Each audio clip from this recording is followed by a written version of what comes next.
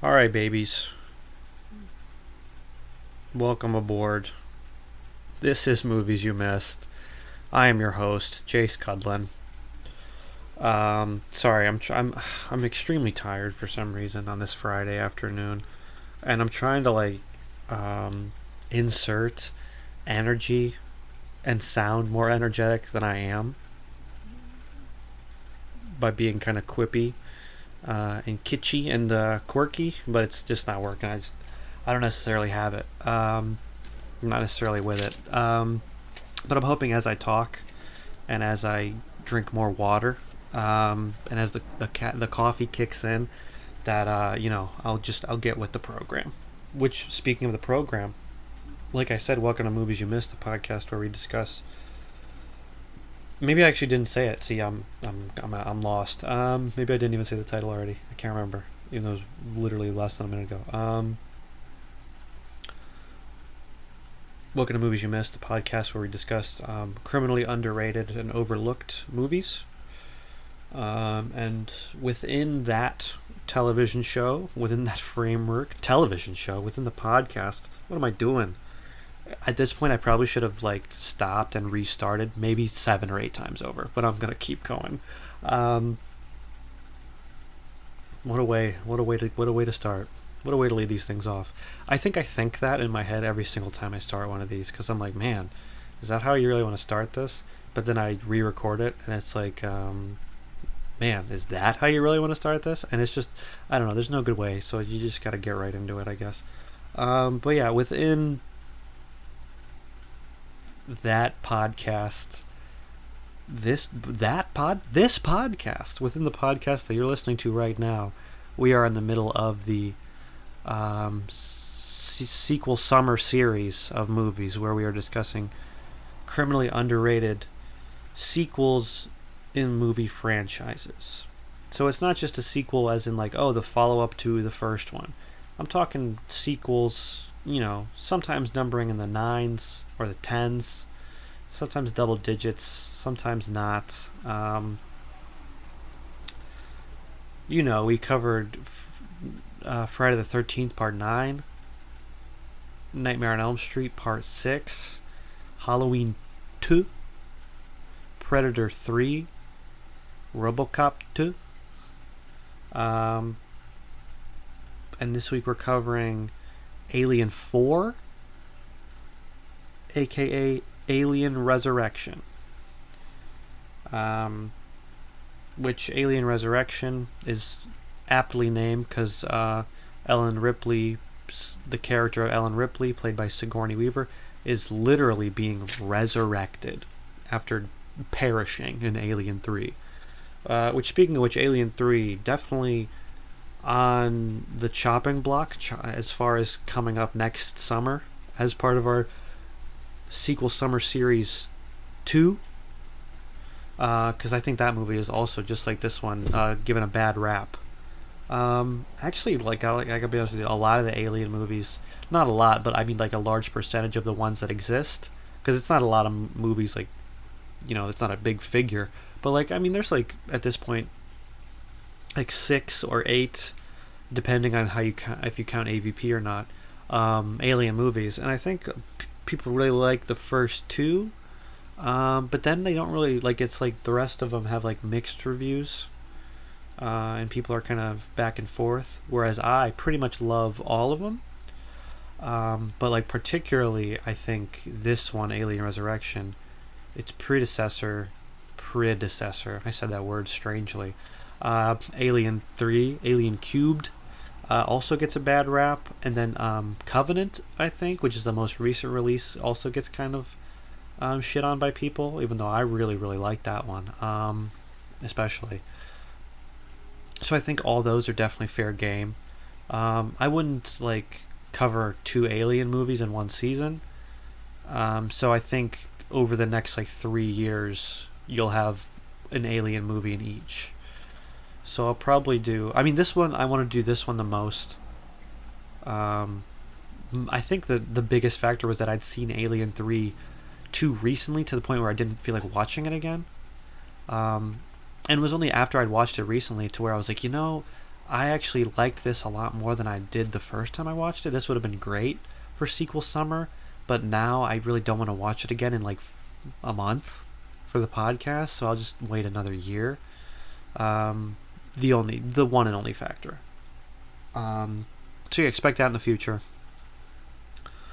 Um, I guess we're talking business up front. I kind of just went into that without even necessarily outlining what I was doing. I'm kind of flying by the seat of my pants here because of my exhaustion. I slept like shit last night. I'm sure many of you can relate. But yeah, love this movie. Love, love, love. I mean, like, I don't know. If it's an alien movie and has like Sigourney Weaver, then that's it.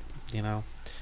Then you're like halfway to Alien and Aliens, which are some of the greatest movies ever made. Those two, and like whatever else you got. I mean, as long as there's like aliens, Sigourney Weaver, they're in space. You got me. You know, that's enough for me to watch the movie over and over and over again. And especially like that first four, and I think Covenant, like, are just movies I can watch over and over and over again. I just recently rewatched all the Alien movies except for this one, like I said, like a month ago, and that was awesome. And I think I did that maybe like 3 or 4 years ago too. It was awesome then. It's just a fun time, I guess. Yeah, but anyway, like I said, business up front. This is part 7 of the summer. Part 7. This is part 6 of the sequel summer series, right? Yeah, RoboCop 2, Halloween 2, Jason 9, Freddy 6, Predators. Yeah, this is part 6 of the sequel summer series, part 6 of 8. So unfortunately, we crashed the. We crashed. We passed the halfway point, and there's only 2 more episodes left. And summer, you know, I mean, I'm recording this on September 2nd. So summer, I mean, you know, is kind of already past, technically. Like, not technically speaking, but like the vibe of summer is over. As soon as September hits, it's fall. As soon as the end of August hits, for a lot of people, it's kind of fall because they go back to school or whatever. I'm an adult, so that doesn't really pertain to me per se. But yeah, I mean, just like, I don't know. I'm trying to get the most out of summer that I can, and I was kind of dilly-dallying for a while. I was just releasing one of these like every 3 weeks or something. But now these last 4 weeks, these last like physical 4 weeks of summer before September 22nd, when we officially calendar-wise change over to fall, I'm hitting it hard. Okay, I'm doing 1 episode per week until then. And you know, I mean, I know exactly what the 2 movies are going to be, and I'll fill you in on next week's at the end of the episode, build some suspense. And then, you know, for the finale, I've been waiting all summer to do this one. Very excited. But yeah, and then after that, I'm going to do some Halloween specials. Because I think during the month of October, and maybe even November, I don't know exactly when, because I'm going to do some Halloween specials. Probably maybe an episode a week during the month of October. Or like maybe just like boom 1, 2, 3 leading up to Halloween. It really depends on what I decide to do with it, like what movies I'm going to cover, because I have a few ideas, and both of those ideas are like 3 interrelated movies, or I could do 4 interrelated movies. I'm just trying to think about what the theme is going to be, because I like having themes and doing seasons like this rather than do like what I did in what is technically the first season, and what I did when I did this podcast the first time, like that kind of false start where I just had like, it's just movies you missed, they're not related at all week to week. I think that actually makes it very hard for me to do and to stay motivated, whereas if I'm doing a season, it's kind of already lined out, and it's not as hard. I don't know, like the object of choice to a certain extent is taken away from me, so that does make it easier. And that sounds very unfun, I guess, but yeah, I already know what I'm gonna do for the winter, and I'm very excited about it. But that'll be announced later on, probably during the last episode of the Halloween specials. Which, of course, I mean, like, you guys know, if you listen, that I'm a huge horror fan. So like for the month of October, I'm definitely, even though I haven't hesitated or even shied away from doing horror movies at all, I'm gonna really up the ante going forward into the spookiest month of the year. All right, truck, can you be louder? That was a school bus. Yeah. Oh yeah, it's like 3:30 p.m. on a Friday. Wow. Um. Anyway, so yeah, so that'll be fun. I mean, I got a lot of cool stuff lined up, a lot of ideas I'm kicking around for future seasons. Um. So like, I mean, I have, which is it's stupid because like I should be focusing on what I'm gonna do for the Halloween specials, but instead I'm like, oh yeah, I got that winter season locked down, and it's like, hey, fall is before winter, genius. Like, what are you doing? And like, I don't know if I'm gonna start the winter season like as soon as the Halloween one is over, or if I'm gonna take like a month break, maybe come back in like the new year and start it and hit the ground running there. I mean, because like I live in Ohio, our winters last until like April, so like I'd have like January, February, March, April, like 4 months to do that. But I don't know, like I need to like prioritize, I guess. But like I don't know. I mean, I'm gonna do something in the winter. Like I'm gonna have the winter season lined up, and then I'm gonna have like a short spring season where I do a couple movies around like a certain theme. Um, and then we'll get back into sequel summer. You know, my favorite time of year. I've never really been a huge summer fan, like a fan of the summer season, because I hate the heat. But like, covering these sequels has been fun on the bun, dude. It's been a hoot and a half, truly. How many ways can I say it was fun? Like, but like make it silly, and it rhymes. Hoot and a half didn't rhyme. What am I talking about? Anyway, I mean, I've got some ideas. Like, I think I want to do like a maybe a mini season that focuses on underrated movies that take place in space. I think I want to do like cheesy, corny action movies, like Steven Seagal type stuff. Movies that are just based around like creatures and like have good creature effects. And like legal dramas maybe. I've already said that I want to do a season of remakes and high fantasy, and then hell, I might just do like a slasher one that lasts an entire year. Who knows? It's completely and entirely up to me. So, but yeah. So I mean, I'll never have a shortage of things to cover really, because there's so many movies, and there's so many movies that people haven't heard of and haven't seen, and or they just don't get the credit that they deserve. They don't get their flowers like I think they deserve to. So, future's looking bright. Future's looking bright. But anyway, yeah. Let's focus on the here and the now, which is sequel summer part 6, Alien Resurrection. All right. Well, just to hit this off top, because I think I didn't talk about my personal history with the Predator movies, like I usually like to. So I'm gonna just go ahead and recount my personal history with the Alien movies. I don't think I had seen almost any of the Alien movies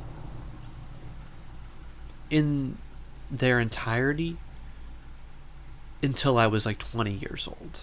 I think I had seen parts of Alien and parts of Aliens, and parts of Alien versus Predator, and parts of Resurrection, like on TV, like FX or TNT or Spike or something, AMC maybe, and just like in passing. And these movies are kind of long, and I was, a child with a decently short attention span. So I'm like, oh, this is a 2.5 hour movie on TV, so it's like 4 hours. I said, I don't have that much time to commit to anything. I got places to be, people to see. So I think, yeah, it wasn't really until I was 20 that I had seen that I just like sat down and was like, I'm going to watch all of these movies. And I watched like Aliens, Alien 3, Alien Resurrection. And then I watched Prometheus. And I think, that is correct, that I had done this in preparation for the release of Alien Covenant. So I might have not been 20. It might have been before that. I might have been like 19 or something. But I remember because I went to go see Alien Covenant in the theater, which was awesome, by the way. It really it's like awesome getting to see these kind of movies, like Halloween 2018 and Halloween Kills. Getting to see those in the theater, and like Terminator Dark Fate. I'm so glad that I get to see like installments in like these like legendary film franchises at least once, because like especially with Alien and Terminator, like for now it doesn't really seem like they're gonna go anywhere with those franchises anymore because of like the severe diminishing returns.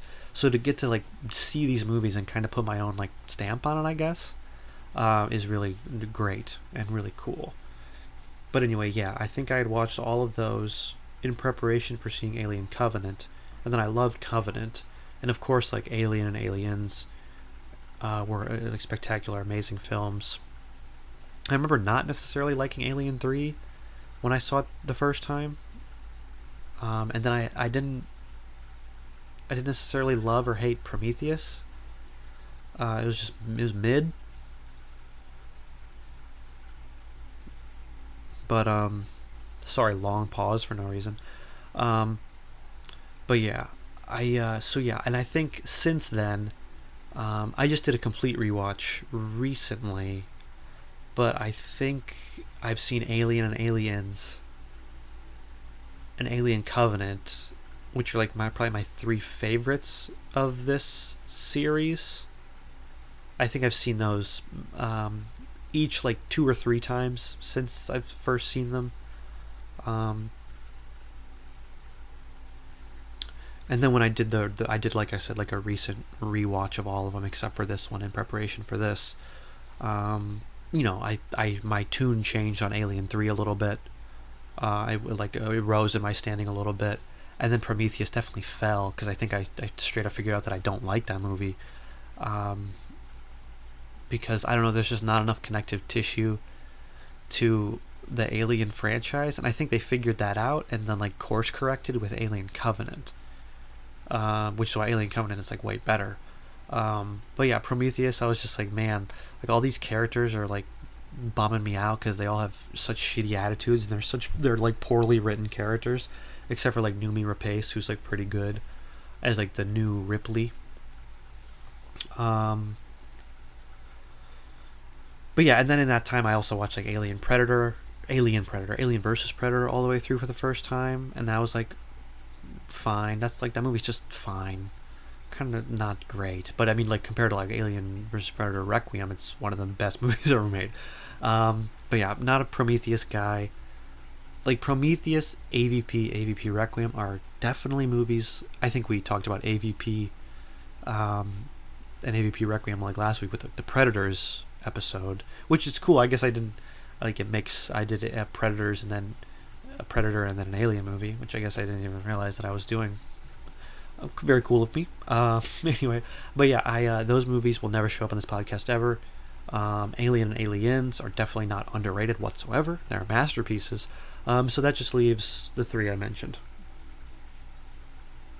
which like no doubt will end up on this show because they're criminally underrated. Like, and I remember I liked when I watched Resurrection.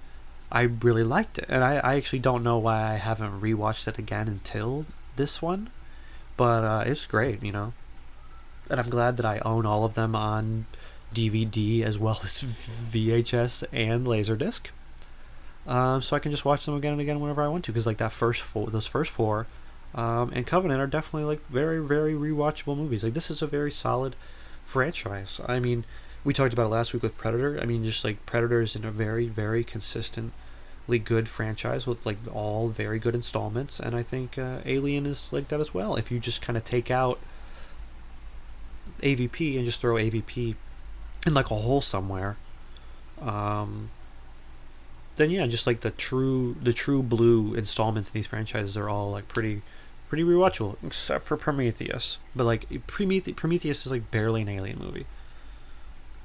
I think literally, what's his name, Damon. I don't want to keep talking about Prometheus, so I don't like it. But like I think what's his name, Damon Lindelof, the writer, was just like, yeah, I just didn't really want to make I didn't really want to make it all about the aliens. And it's just like, hey, dumbass, it's an alien movie.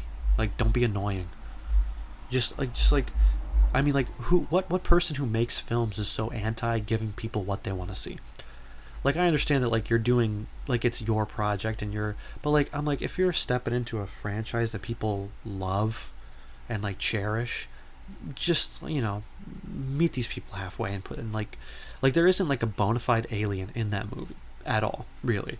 I mean, like, at the end, I think it's even like a mid-credit sequence, or like right before the credits roll, like an alien type, like proto-alien creature like appears, but that's at like the very end of the movie. Oh yeah. Anyway, we don't have to talk about Prometheus. I don't want to. I do not want to get into it. Don't care for it. You know what I do want to talk about? Alien Resurrection. So business. We got the beeswax out of the way.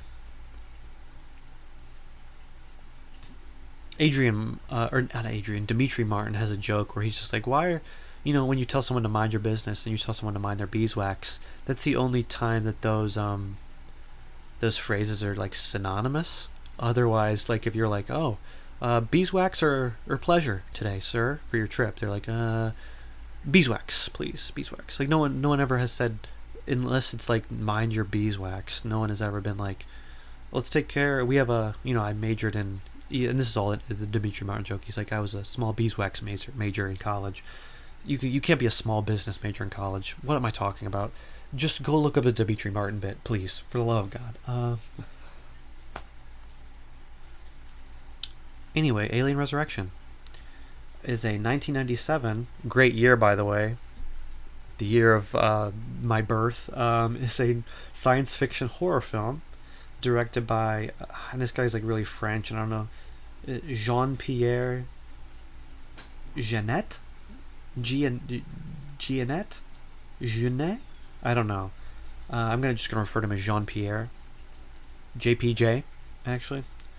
So yeah, director of Alien Resurrection. This, from a, script by Joss Whedon, and starring Sigourney Weaver and Winona Ryder is in this movie, which is a nice little treat. Because I mean, you got Sigourney, and then like as far as female stars in these movies, you never really got anything else. But now you got Winona Ryder as well, up and coming. This is like I've mentioned, the fourth installment in the Alien franchise, and this film follows a clone of Ellen Ripley as she tries to stop the United Systems military from breeding aliens to study aboard a ship which is headed to Earth. And this is taking place 200 years after Ripley's death in Alien 3. So her, she's resurrected, as the movie's subtitle indicates, and she must once again stop aliens from falling into the hands of people who want to, like, weaponize them and stuff. Like, when will these people ever learn? But yeah, I mean, that's awesome right there, right? I mean, she's like, people were like, oh, Ripley's gone for good. No way she's coming back in the next one. They said, boom, cloning exists now. It's the future, baby. But how'd they clone her? Didn't she like throw herself into a volcano, basically? Hey, doesn't matter. We'll bring her back, okay? And like, she comes back as a clone. And she's just back. She's back to the same old tricks. It's awesome. The film was released by 20th Century Fox on November 26th.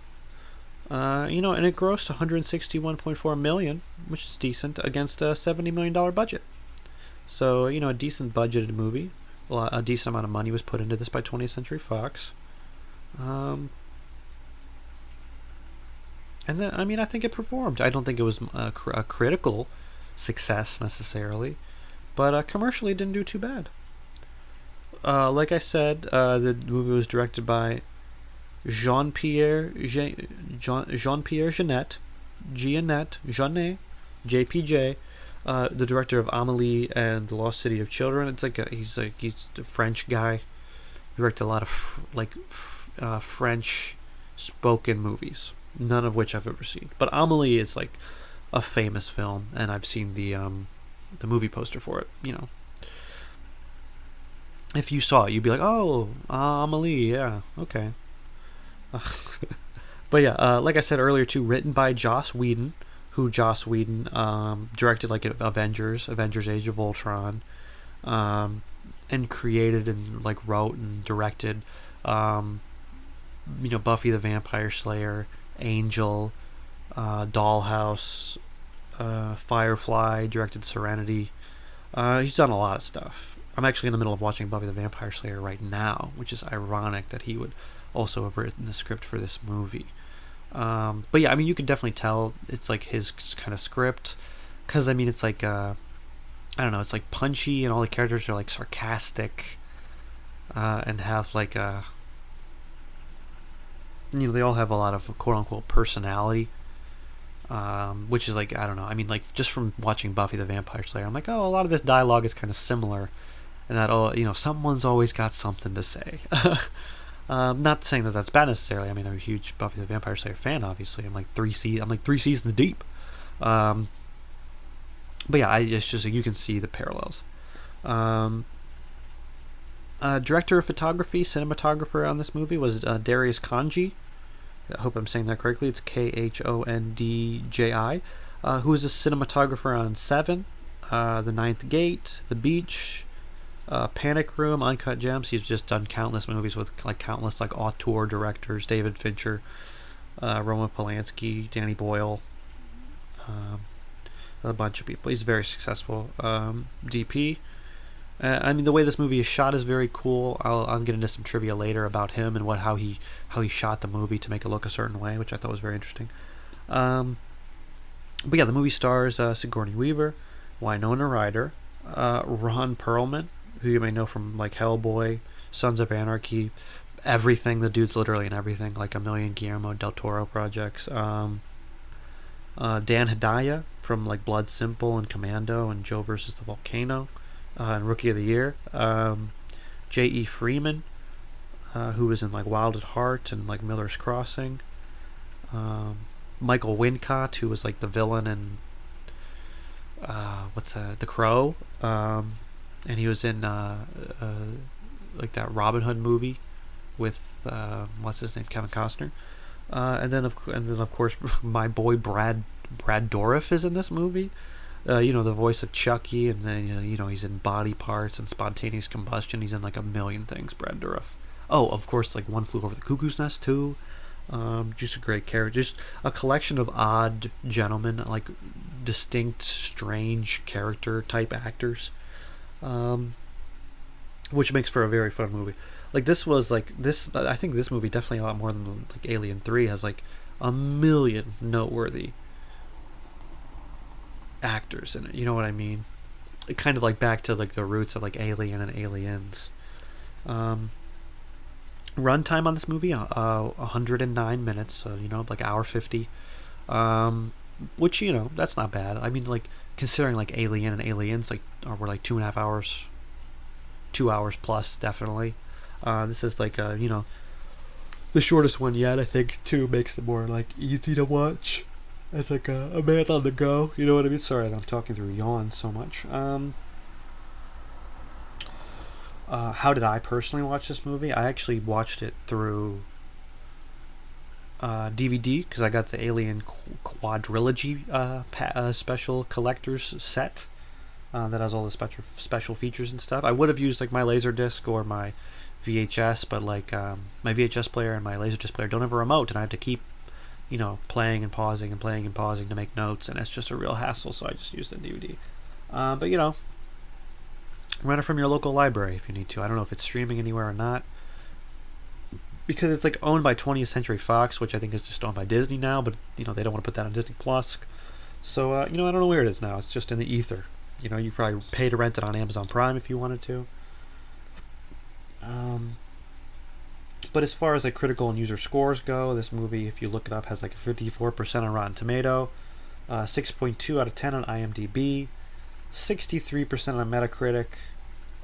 Just kind of all hovering around that 50-60 range, indicating like mixed, generally kind of mixed to lower reviews. But of course, Google is 83%, so 83% of Google users like the movie. So even though, of course, that score is kind of always high.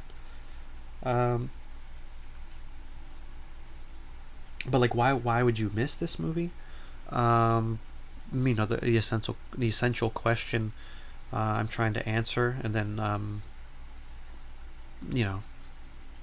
change the fact that you've missed it, I guess, is what I'm here to do. But I think bad reviews would definitely have deterred people from this. I mean, it's especially because, like, I don't know, you look at like the critical reviews from like major newspapers and stuff, and like a lot of it, people weren't saying a whole lot of good stuff, and then the good stuff I think I read was like all like really kind of vague, like, oh, an action thriller, pulse pounding, and it's just like, I don't know if people, I don't know, you put that stuff on the DVD box or whatever, and it's just like, I'm like, who's responding positively to like a quip like that, to like just like a fraction of a sentence, like thrilling. It's like Dan Gilbert, wherever, Chicago, whatever. Pulse pounding, it'll knock you flat. And I'm just like, oh, okay. Maybe be a little more specific, perhaps. But and also, again, I think, I mean, like, this is the third sequel in like a sci-fi horror franchise. That's not everyone's cup of tea to begin with. Maybe they saw the first one. Or, yeah, I mean, this is the third sequel, fourth movie in the franchise. So, like, I don't know. I think, like, your everyman who's not as necessarily into sci-fi or horror is, like, gonna feel, like, the stretch. Be like, I think I'm gonna be forcing myself to watch this one at this point. And then especially coming off the heels of Alien 3, which again got the same kind of mixed to like negative reviews. David Fincher pretty much disowned the project himself. After like something like that, to come up with something like this, it's like asking a lot of people, of like newcomers, I guess, to go see this in like a theater, or to even rent it on DVD. Well, that's the thing. I don't know if there's a thirst for alien movies anymore in like my generation and like younger. You know what I mean? Like, cause like I think Prometheus and Alien Covenant came out, like I said, in my lifetime, and they didn't do well financially. Like Covenant did not do well, so much to the point where I'm pretty sure the third movie that was supposed to be in that trilogy was canceled, and I think they're not going forward with like anything at this point. So I think Alien, unfortunately, is kind of like a thing of the past. I can name like 5 people I personally know off the top of my head who haven't even seen Alien or Aliens, which is like an absolute travesty, but it's unfortunately the case. And then, like, I think, especially because like Ripley died at the end of 3, I think people, if they like 3, are like, yeah, I'll just cut it off right here. Alien Resurrection kind of seems unnecessary. Our main character literally passed away at the end of 3. So, like I said, a lot of people probably deem this sequel unnecessary anyway, and like, hey, just a way to like continue to profit off of a franchise that most people believe is kind of past its prime. So yeah, many factors working against this movie. Not stopping me though, because I'm a completionist, and I will see every movie in the franchise, even if they're all awful, just to say that I've seen them. So I'm just going to take a sip of water really quick. I'm not going to pause it or anything, even though I definitely could. I could just stop it and take the drink of water. Let me just unscrew that.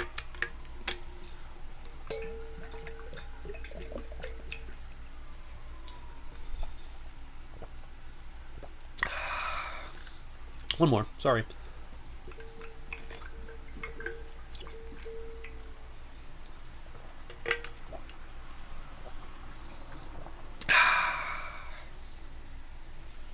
Sorry, throat gets a little dry. I'm actually just going to leave that open so I don't have to keep unscrewing it. Alright, yeah, we'll just get into the nitty gritty here. We'll go through this beat by beat, scene by scene. Which I think I had, what was it? 1, 2, 3, 4, 5.5 pages of notes. So this is there's a lot going on in this movie, I gotta say right off the bat. This was crazy. This one was nuts.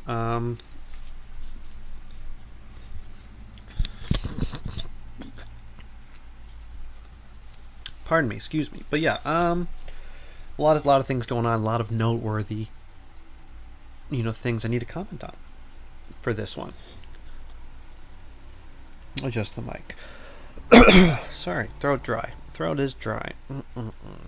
Wow, my throat clear really resonated. I saw that and I apologize. Didn't mean for it to be that loud.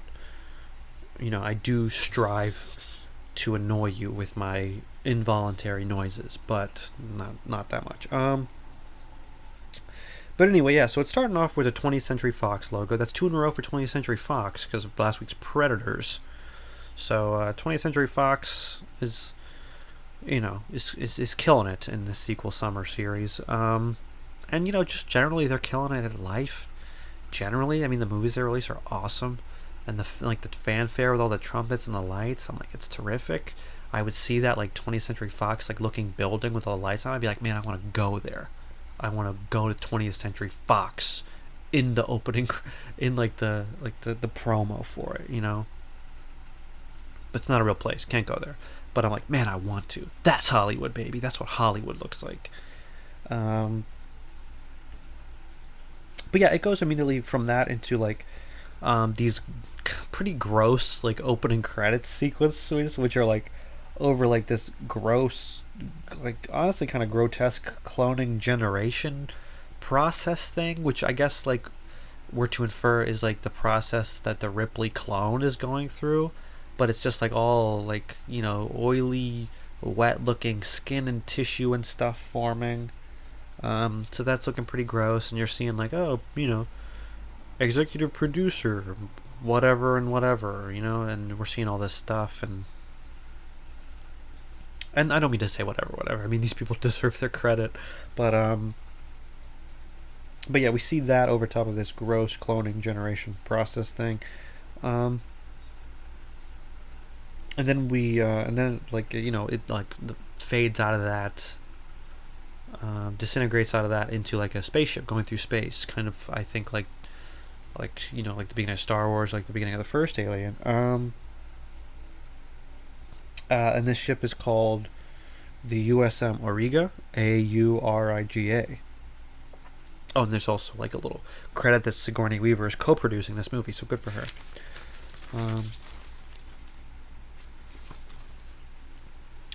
So the ship, the USM Arugula, what did I say? Auriga? I'm going to call it the Arugula, because I think it's too close to not be the Arugula. But it's, the white letters pop up on the bottom of the screen. It's and it's the ship's designation or whatever. The U.S. Arugula, medical research vessel, United States military. Or United Systems military. So in the future, it's they're part of this thing called the United Systems, and this is the United Systems military. This is their vessel. Standing crew, 42 enlisted, 7 science officers. So there's a crew of almost 50. 42 soldiers, 7 scientists.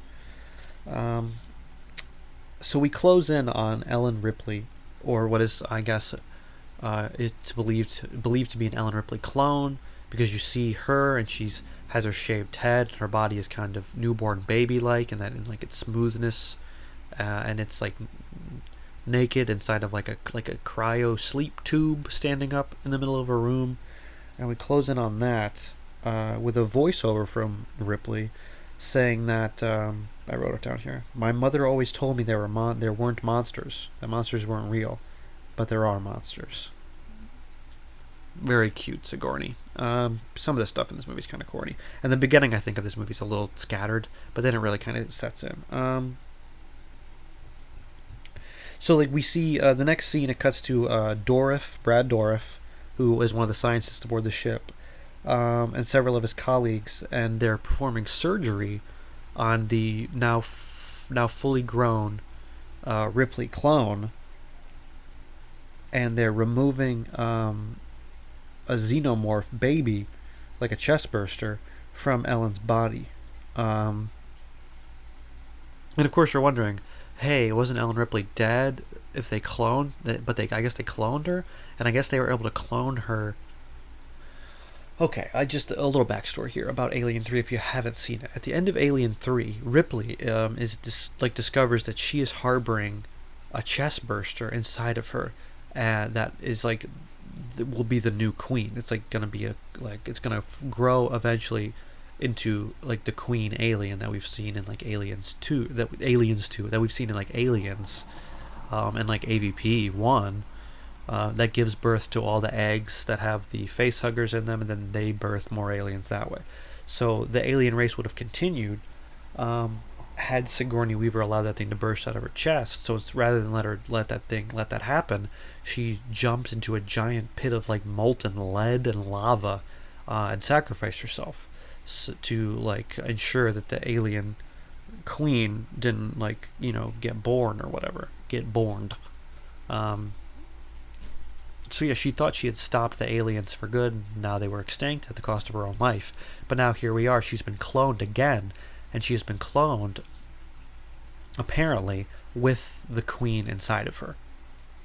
Not sure if that's how cloning works, but apparently they were able to get some of her blood or something, and like create the clone, and then this new clone just has the queen already living in her belly. So they're surgically removing the queen, and then they sew her back up. So then we see the Ripley clone afterwards, and she's like sitting alone in this room. They're obviously keeping a very watchful eye on her. She's obviously, even though she doesn't have the clone anymore, like, something they poured a lot of money into and is very advanced like technology, so they're keeping her alive and under close surveillance. She has a number 8 tattooed on her arm, which I guess we don't really know what that signifies yet, but I guess we'll come to find out. And just important to note that Brad Dourif has this really weird ponytail thing, where Brad Dourif has like long hair, but his hair is like pulled back super tight, and the ponytail like juts straight out from the back of his head, because it's like in this like almost Chinese finger trap looking thing, and then at the end it just kind of poofs out and drops. It like is obviously it's future hair clothing. It's future hairstyling, but it looks obviously ridiculous. So then she's visited by Dourif and Dr. Wren, played by J.E. Freeman.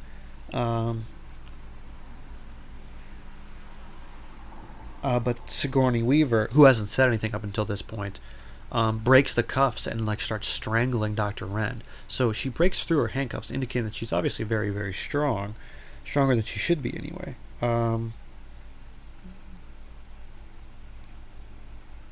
So like I said, this beginning is kind of scattered. A lot of stuff's happening at once with little being explained, but we'll get there. And again, there is a version of this movie that's like, I think like 15 minutes longer, and I think there's a lot of stuff in it that would like clear up some of this scatteredness, but I think they had to cut a lot of it for whatever reason. So I think that makes this beginning a little kind of untraceable almost from scene to scene. So then we cut to the next scene where Dan Hedaya, who is like a military general in this movie, even though I don't necessarily buy that because he's like a silly character actor who should stick to playing people's goofy fathers, because of just like the way he looks. Like Dan Hedaya is not a bad looking man by any means, but he has like a doofy looking face. Like his mouth's always kind of hanging open a little bit, and he's not exactly like menacing or tall or muscular or anything. So I don't know why he's playing a general in this movie. But yeah, his name is General Perez, and he's meeting with these 2 doctors.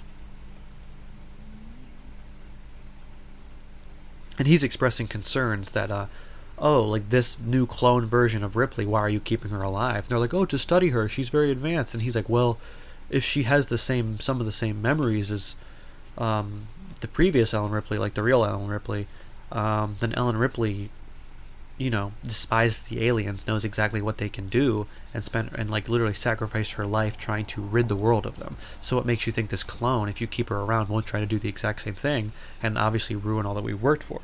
Which I'm like, hey, this guy's making a lot of good points actually. Um, and if you had actually listened to Dan Hedaya, we wouldn't even have a movie. And the aliens would have been like, things probably would have maybe went just fine.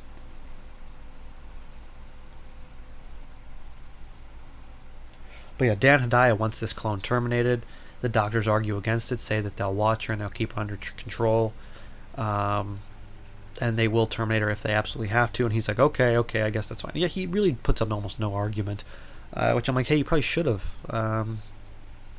because the logic that like, you're using is sound. But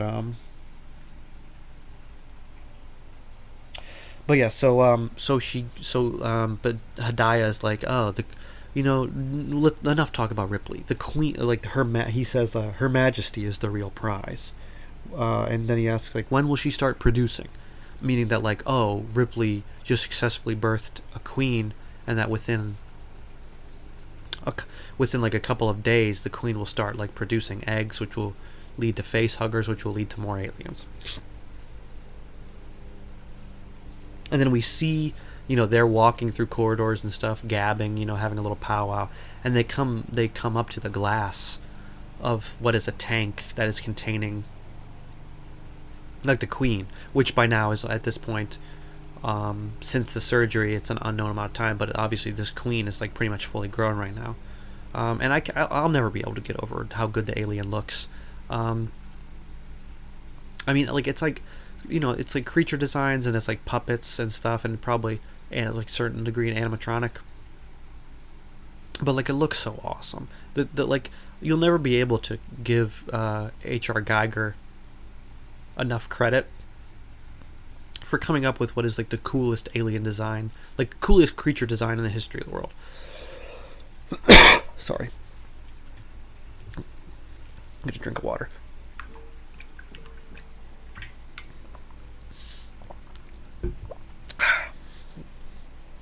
But yeah, and like in this installment in the franchise especially, I mean, like, of course, as like effects and designs get more intricate and like the technologies increase and the tools get like more advanced, the aliens are only going to look better. Like, say what you will about Alien Covenant, but the aliens look so awesome in that movie. And in this one, they look the best they've ever looked. And I think, like, I don't know who designed the creatures for this movie. I should have looked it up, but he just made them slimier looking. Like, they're just wetter looking, and they're drooling a bunch, and they're just wet. And it makes it look that much better.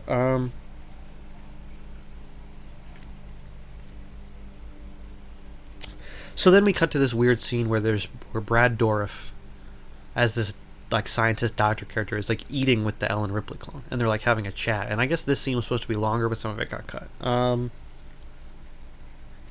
yeah, Dourif reveals to the clone that she's a clone, and that she was cloned from blood samples that they found on Fury 161, which is the Alien 3 planet. So I guess either before, she like dove into that like pit of molten lead and died, they collected some of her blood, like either from like the surrounding area when she got like maybe wounded, or like when Charles Dance took her blood at the beginning of Alien 3 when he ran tests on her and stuff. But either way, they got her blood and cloned her from her blood. But yeah, I mean, clone Ellen still not saying much. It's just like, yeah, well, you've got a queen, and like you took it out of me, and it'll kill you. It'll kill you all. And they're like, no, that's not going to happen again. You should have faith in us, faith in what we're trying to do. And she's like, this stuff always kind of works out the same. Like, it doesn't matter. And then this is when they reveal that it's not Weyland-Yutani, which was like the company manufacturer that was like trying to get its hands on the alien for the first 3 movies. I guess Weyland-Yutani is like dead and gone now.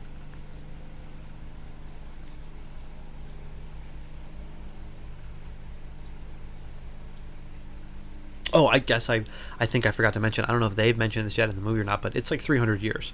Ellen Ripley died, or like 200 years, or something. Let me see. What did I say? Yeah, it's 200 years since Ellen Ripley died. And they cloned her like this many years later because they finally were able to figure out how to do it. So Weyland-Yutani is long gone, and it's the United Systems military that is trying to do this time.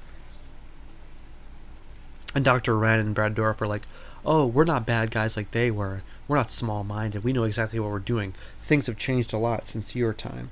And to which the clone responds to, she says, yeah, I doubt that. I'm sure things will end up exactly the same. And it's around this time that the USM Arugula, the ship that they're on, is boarded by another smaller ship called named the Betty, which are like a crew of like these colorful, like mercenary / pirates, led by like Michael Wincott, and then there's Ron Perlman and Winona Ryder, and that guy from CSI, like the African American guy from CSI. What is that guy's name? Gary Durden, who played Warwick Brown on CSI.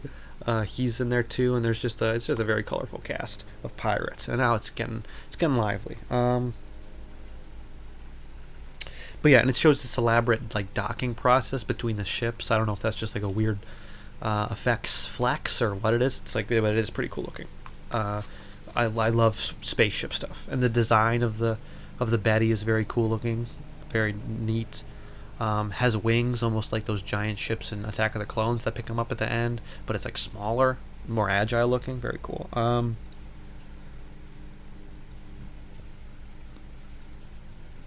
But yeah, so like Ron Perlman is there, and Ron Perlman's like cracking jokes, being a smartass like Ron Perlman does. And there's also this like man who's like a mechanic, and he's in a wheelchair. His name is Bryce, I think. And he and Ron Perlman everyone is like put through this process when they board the Arugula, where they're like scanned for weapons using like special metal detectors. And like the guy in the wheelchair is like, oh, it's probably just my chair. And then Ron Perlman's like, oh, this is just this water bottle. And it's just like, something about this seems a little fishy, but we'll get to that later. Oh yeah, so like Dan Hedaya greets the crew of the Betty, and he interacts with their leader, which is Michael Wincott, the guy from The Crow, whose name is Elgin, which is just a really ugly name and bad name choice. But yeah, so they get together. They have a powwow. A lot of stuff not involving Sigourney Weaver in the beginning of this movie, but that changes, and then it just kind of stays Sigourney Weaver the rest of the movie, which is good. So then Elgin reveals that he has like a package for Hedaya, and that like, listen, I just like my crew just needs to stay here for a couple days, get some food and drink, and get some rest, and we need to refuel before we'll take off in a couple days.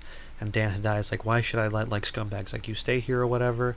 And Elgin is like reveals that like he's like, oh, I know what you're doing out here, Perez. I know that what you're doing isn't exactly legal, and that's why you're operating in unregulated space. And this whole time you're like, what the hell is Dan Hedaya up to out here? And what is this cargo that Michael Wincott is bringing Dan Hedaya?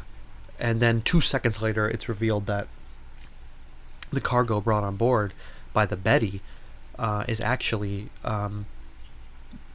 several people, like frozen in stasis, like in cryosleep, basically, like Ripley was in like the Alien and Aliens. And that these people have been like stolen from like their actual ships.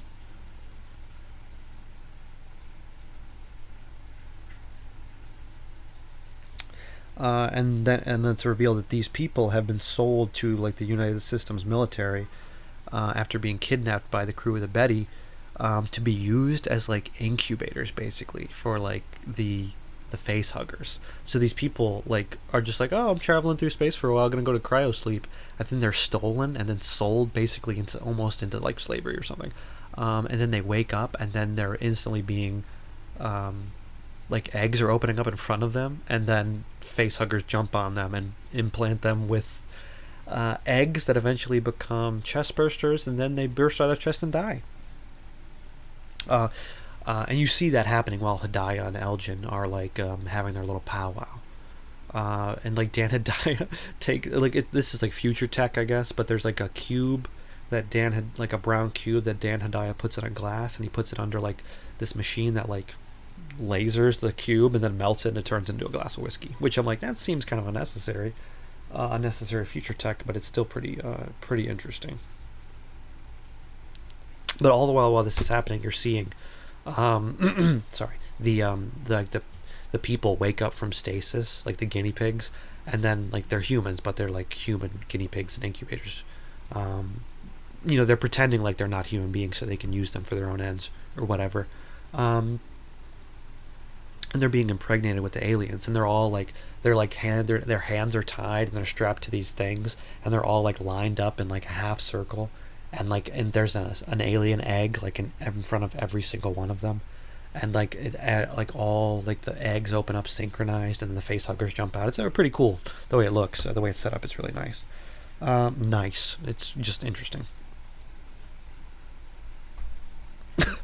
Okay, so then we see that, like I said, lack of Ripley so far, but then we then see in the next scene the mercenaries meet up with Ripley in the basketball exercise room aboard the USM Arugula, where Ripley clone is shooting hoops by herself, and Ron Perlman goes up to her and he's like flirting with her, and he's trying to like get her to play basketball with him, but she like won't give him the ball, and then when she tries to take the ball, she beats Ron Perlman up, and then at one point makes like a behind the back one arm basket from like the 3-point line, which is actually pretty sweet. I guess she actually made that shot, and also like, at a certain point she dunks the basketball, which is really cool. Like I guess she went through like vigorous basketball training to be able to do this, which I gotta say is almost silly, but and has almost no place in this movie. But I personally love, as a fan of basketball, I love to see Sigourney Weaver, one of my favorite actresses of all time, just shooting hoops in an alien movie. And like I think they're supposed to show off that she, for whatever reason, maybe because of the cloning process, is now like incredibly strong and like incredibly agile and fit.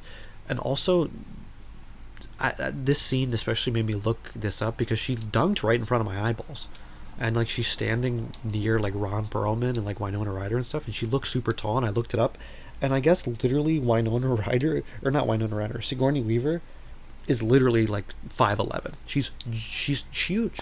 I never knew it watching the other movies, but she's literally so tall. She's like 5'11". I heard at one point that like I guess she did measure herself, and she was measured at 6 foot at a certain point in her youth. But she's huge, man. You could really tell in this scene, because I'm like, man, she really just kind of dunked that basketball, didn't she? It's crazy.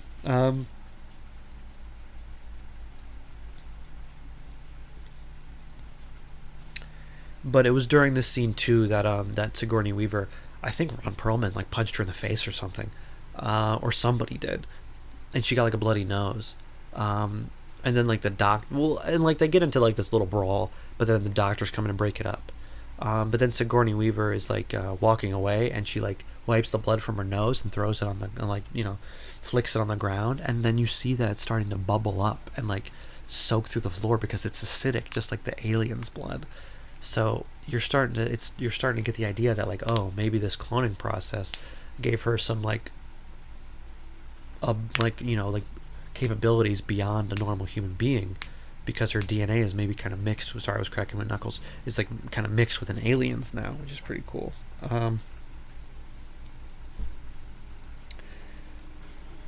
So in the next scene, we see from Brad Dourif and his assistant's perspective, that the aliens implanted in those people are now pretty much fully grown. Like they burst out of the chests, and now they have like 6 or 7 plus alien specimens aboard the ship now.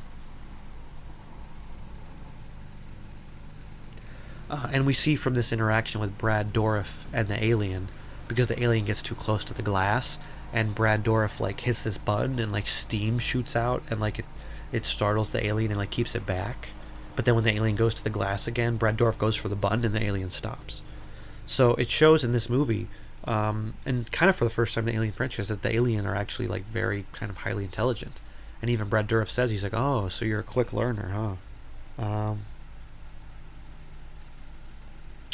So yeah, I mean, like, because of like they're working like these aliens, and like also the incubation time seems a little off because it seems like it's been hours.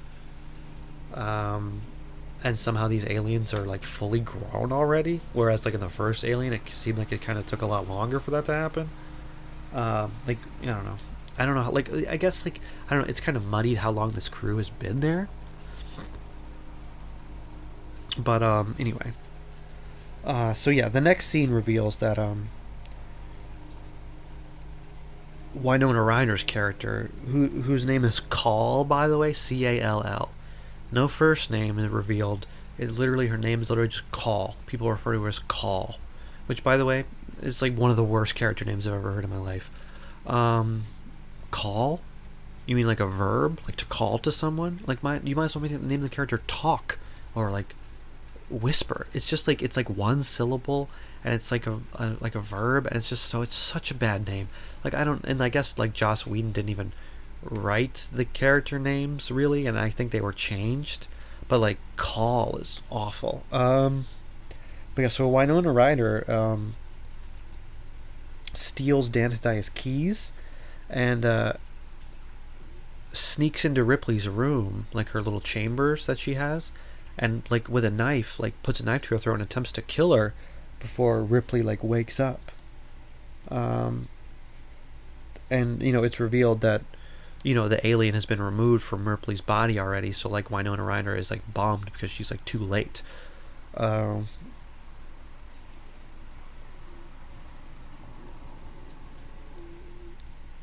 then they have this like short discussion where she's like, "Hey, I came here to, I'm like a not a terrorist, but I'm like a freedom fighter, whatever, and I want to stop the alien from coming back because they're a destructive force. So I snuck on board this ship to try to kill you before they can take the alien out of you, so I can kill the alien, but the alien's already gone." And then she's like, "Oh, who are you? You're not Ellen Ripley. Ellen Ripley died 200 years ago." And she's like, "Well, I feel like Ellen Ripley."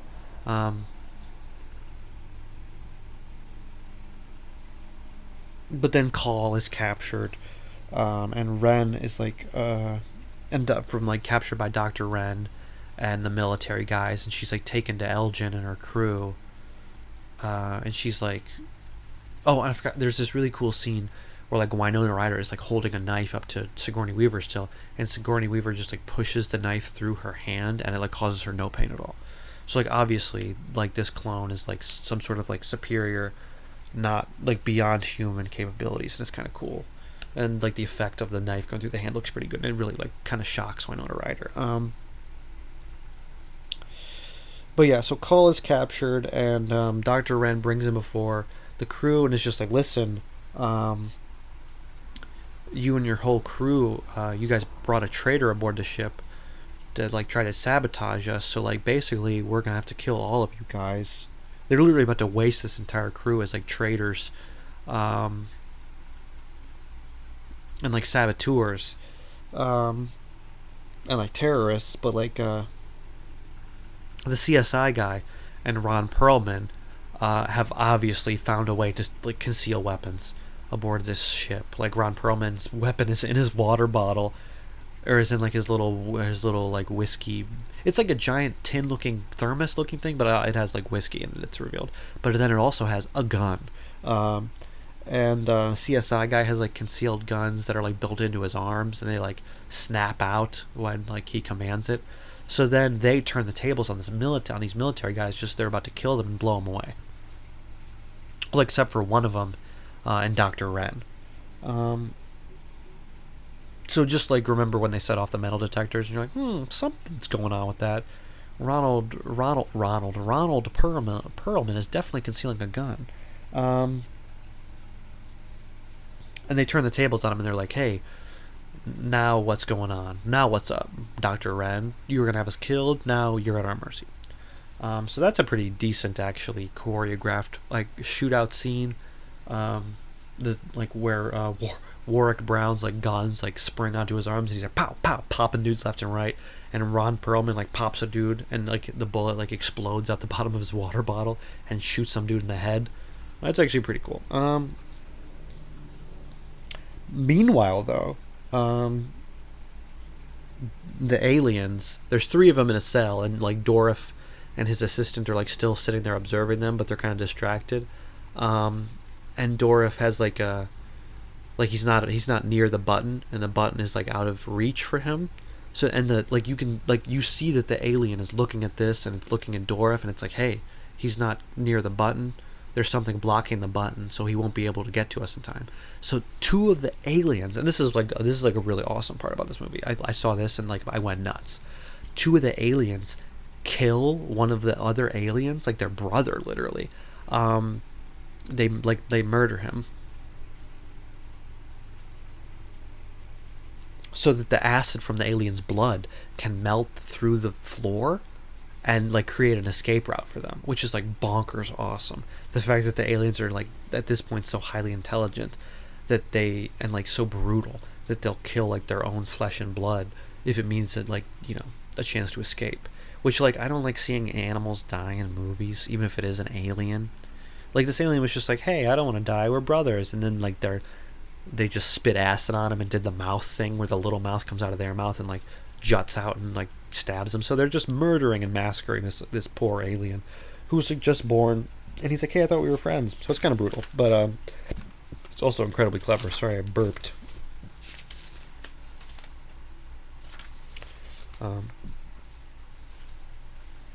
But Brad Dourif can't get to the button in time, and the aliens escape through the hole in the floor. And then Dourif goes in to look through the floor, and then the alien pops back up and grabs him and yoinks him through the hole. So you're like, oh man, Brad Dourif's totally dead. And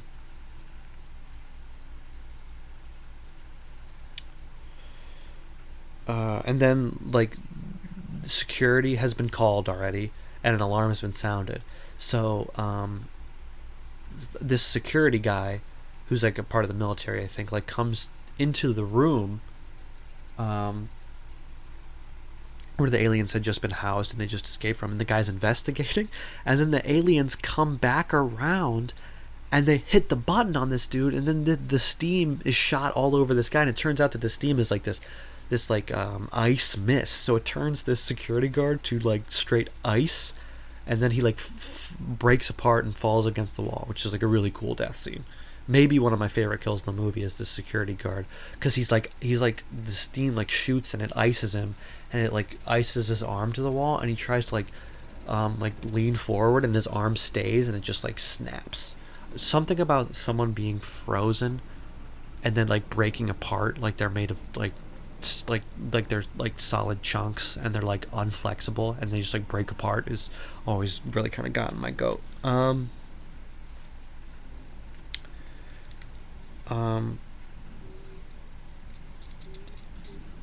So then like there's an alarm shooting out because the aliens have been released like all over the facility, and you get to see all the characters like from their perspectives be like, huh, what, as like it's announced overhead like, oh, foreign alien entity detected, like this alien has breached containment, and aliens have breached containment in sector 12, 11, 13, 17, meaning that like the aliens that escaped are now freeing all the other aliens.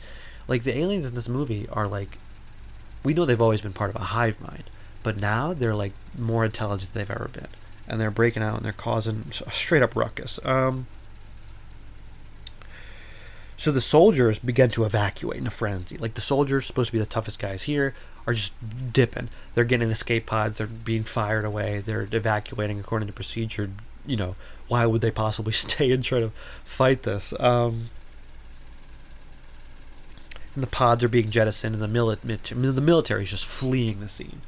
And and then there's just this one awesome scene where the last escape pod, like the military guys are loading up in the last escape pod, and then the alien sneaks in right as the door is closing, and then you see only like a tiny window into the escape pod, and it's like the dudes are being just massacred by the alien. There's like blood and body parts like flying against the window, and it's awesome. But then Dan Hedaya heroically throws a grenade on board just as the door closes, and as the pod ejects, it flies through space and it just is blown up. So that was a pretty cool scene. Yeah, I think I wrote in like asterisk all caps dope, because Hedaya I'm like, oh, maybe Hideo can prove his salt as a military general to me, because like this is like just as like his men are being massacred, but he knows that he can't let this alien get off this ship. So he literally like bowling ball style like rolls a grenade just as the pod door closes. The pod takes off, boom, explodes, and then Hidea's just like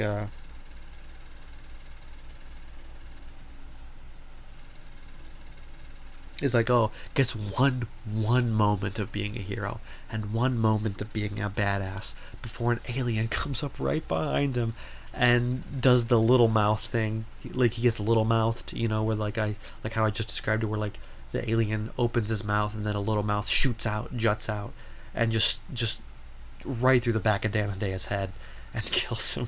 And Dan Hidea is like so shocked and stunned, he reaches back and he pulls out part of his brain, and then he looks at it, and then he goes cross-eyed, and then he falls. Boom, Dan Hidea dead. As much as we all kind of wanted to see that character carry on, but that's two really dope as hell scenes right in a row. But no, it's just like pretty well done, even if a little comical. But then, hey, lo and behold, we see Michael Wincott's character Elgin, like the supposed leader of these like marauders from the Betty. He's like wandering through the corridor, and then he's pulled through the floor by a predator, and then he's like clinging and trying to like claw his way back up, but then the alien little mouths him right through the chest, killing him. I'm like, damn, I really thought these guys were going to be game players, and they were here for the long haul, and they're dispatched boom boom right away. But yeah, the rest of the group of the marauders, who were just like with like Ren and the other military guys hostages, come upon Elgin, and they're like distraught, and they're like, oh my gosh, not our captain. But they then see the alien that just killed him, and they're like, oh, and they can't fire because I guess they're right in front of the hull of the ship, and if they blast a hole through the hull, then they'll all be jettisoned right out to space. So they run away. But Ripley, who at this point had kind of disappeared, being just a stone cold total hustler, badass, sticks like the alien like hears something, and it turns around. It's like sniffing around Elgin's body, and then boom, a gun pops up through the floor, through Elgin's chest wound, and it's a gun, and it blows the alien's fucking head off. And that's Ripley being a total badass. Like, what an entrance to a scene. After all those other people just ran away, Ripley just sticks her gun through Elgin's chest wound and blows the alien away. Totally awesome. But yeah, so Ripley's there, and she's like, hey, I'm going to roll with you guys for now. And they're like, hey, Dr. Wren, played by J.E. Freeman, what's the sit rep here? How many of these things are there? And the dude's like, there's 12 more, guys. We are so boned. And it's like, 12, dude? Are you kidding? But yeah, the CSI guy, Warwick Brown, a.k.a. actor Gary Durden, is like, I guess he's like the leader of this posse now that Michael Wincott is dead. But yeah, he arms the army guy that they took hostage, because obviously the situation has changed. And this is the first time I noticed that the army guy, his name is DeStefano or whatever, but it's played by the same actor who plays Tuco Salamanca in Breaking Bad. So that's cool that he was around literally like 15 years before Breaking Bad started. Very interesting. But he arms him, and he arms Ripley, and he recruits Ripley, and they're like, listen, we may have had our differences, but we got to get the hell out of here. And you're like, hey, Gary Durden, you're a decent leader. You might have even been a better leader than that other guy that we already all forgot about.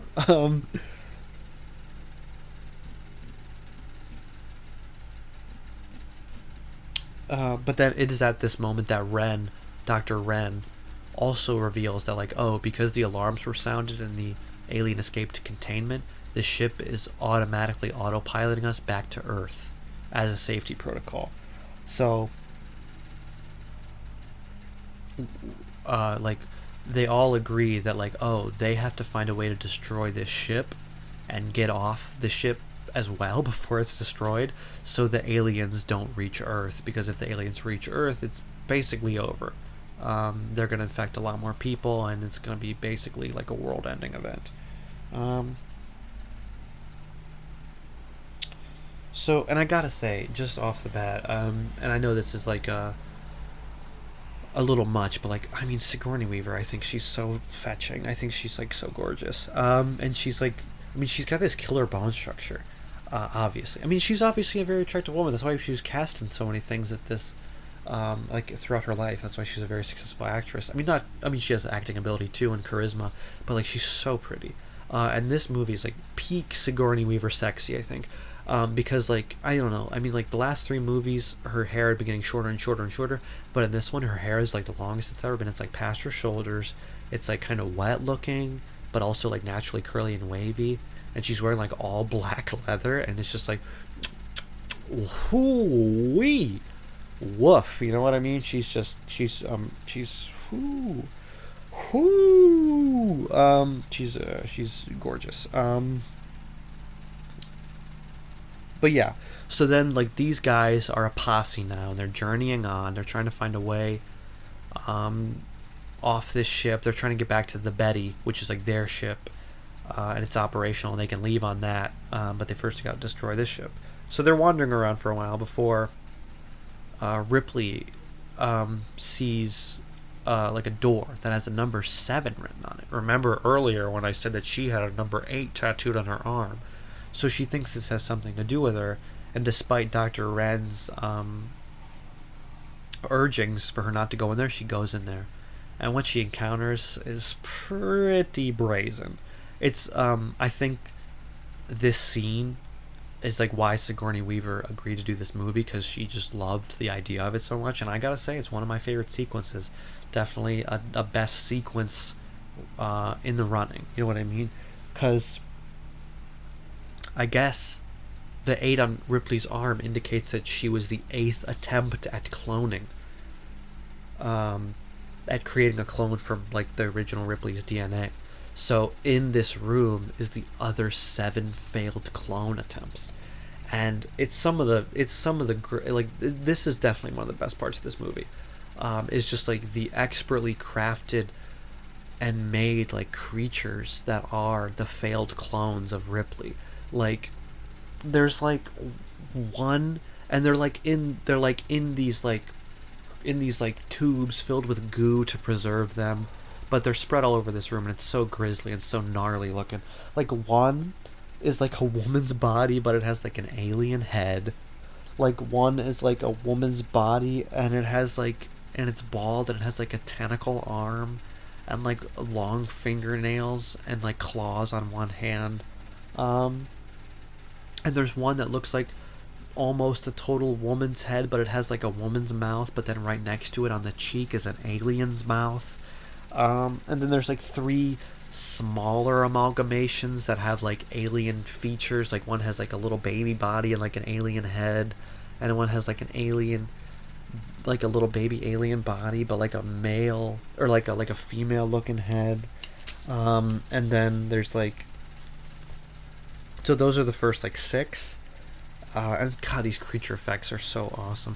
I gotta look up who did the creature effects for this movie, because like, it's just truly awesome. Like, the effects are just incredible, and I just gotta give this guy's flowers. The special effects were created by Amalgamated Dynamics Incorporated, and they previously worked on Alien 3. So it's Tom Woodruff Jr. and Alec Gillis, who do the special effects for this movie. And it's just awesome. I mean, like, I think even Sigourney Weaver like praised like Tom Woodruff, and even said that like working with him was like working with, oh man, what did she say? It was like she couldn't praise this, like couldn't praise this dude enough. That she said it was working with somebody, but like, she's like, oh, it's working like with this like famous person, but he's always covered in KY jelly, is like what she said. And gosh, I can't remember who, but it was like a really like great thing to say like about this guy. She couldn't sing his praises enough, basically. But yeah, so like the creature effects by Tom Woodruff Jr., incredible. Really, really just stellar. And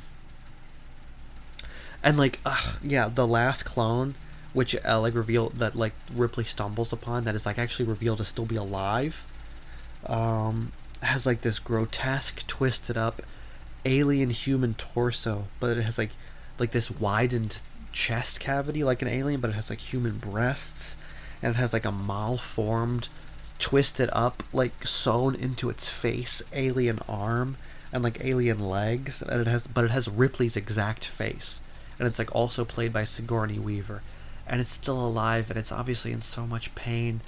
Oh gosh, and it's so traumatizing because it like begs Ripley to kill her. She's like, please kill me, kill me. And then Ripley proceeds, obviously shaken to her very core, to see this thing that looks exactly like her, but is like so grotesque and like malformed and like obviously in pain. She then takes the flamethrower and just immolates this clone and like sets fire to the entire room, and she's like crying, and it's very like traumatizing. Like I said, it's like probably one of the best sequences in the whole movie. And it's like, wow, crazy, amazing, stupendous. Even I cannot, just like Ripley, just like Sigourney Weaver can't stop singing praises of the special effects guy, neither can I cannot stop singing praises of this whole scene. This whole scene is worth the price of admission alone because it's so awesome, and I understand why Sigourney Weaver would come back just because of this scene alone in the script. So then somehow Ripley and the gang move on in their search to find a way to, like, you know, destroy the ship. And in doing so, they stumble across the corpses of the people that the aliens sprouted from. So, you know, it's just a bunch of people, random people who, like, had their, you know, who were stolen out of cryosleep to become incubators for the aliens, and their giant gaping bloody holes in their chest, and they're all dead, save for this one guy whose alien still hasn't burst for some reason, played by Leyland Orser. So they're like, oh, what the hell do we do with this guy? He's dead already, and like literally Sigourney Weaver for some reason has like this sixth sense about the aliens because her DNA is partially alien. She's like, oh, this guy is here because he has an alien inside of him. I can tell, I can smell it on him, and he just hasn't burst yet. So then rather than killing this dude, they vow to, because like Winona Ryder convinces them she's like a bleeding heart, and she's like an eco-terrorist and is just trying to save the world and like values human life or whatever. She's like, we can't just kill him. If we can get him aboard the Betty, we can freeze him, and then the doctor later on, once we're off the ship, can surgically remove it. So that's what they agree to do. They adopt this guy into their posse and they move on. And then comes another incredible sequence in this movie, which is the underwater sequence. So they enter a room where the cooling tanks for the ship are flooding, I guess. And they have to swim to reach like the freight elevator, which is like the next like it's like the way that they can get off the ship. Through the freight elevator, which will lead them to the Betty. So they like hold their breath and they're swimming underwater, this entire crew of people. But then lo and behold, you see the aliens swimming right behind them. So the aliens, even though I guess it makes perfect sense because they're like insect-like animals, can like breathe underwater, and they're like just using their tails to like propel them through the water quickly as hell behind our gang, and it's just awesome to see these aliens like moseying about underwater. And then at one point, Ron Perlman, mid underwater swim, turns around and blows one of them up with a grenade launcher, and it blows up in like this thick cloud of like black ink and blood.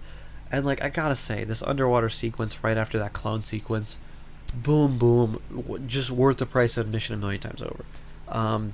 Worth watching this movie again and again just to see these two awesome scenes. But then one of these side marauders, who was like Michael Wincott's girlfriend, I guess, and you see her butt in a thong earlier in the movie, she panics and isn't able to swim fast enough, so the alien grabs her by the ankle and holds her underwater until she drowns. So, and her name was Hillard. She wasn't important really at all, but now she's dead. And they're obviously just trying to kind of. They're like, oh, we've got too many people left alive in this movie. Let's start killing people. So then they finally are able to like get to where the freight elevator is, but it turns out that the alien queen has kind of made this like her nest, and then like they breach like this. They're like, and they like go through like this hole in the floor where like, oh, we can finally get to air again. This is where we need to be, and it's like, it's a trap basically because there's eggs all encircling this area, and that they like the face huggers start just launching at like our group, and our group has to retreat back into the water, but there's aliens in the water. So then CSI guy Gary Durden, who's a magnificent leader at this point, takes a grenade launcher from Ron Perlman and just like shoots a bunch of grenades up through that hole and blows up all the eggs. So like kind of saves their asses. So then, like, you know, they roll through and climb out through this hole, and they start heading up this elevator, because obviously, like like, you know, they just want to. As soon as they get through this, like up this ladder, the freight elevator's like right there at the top.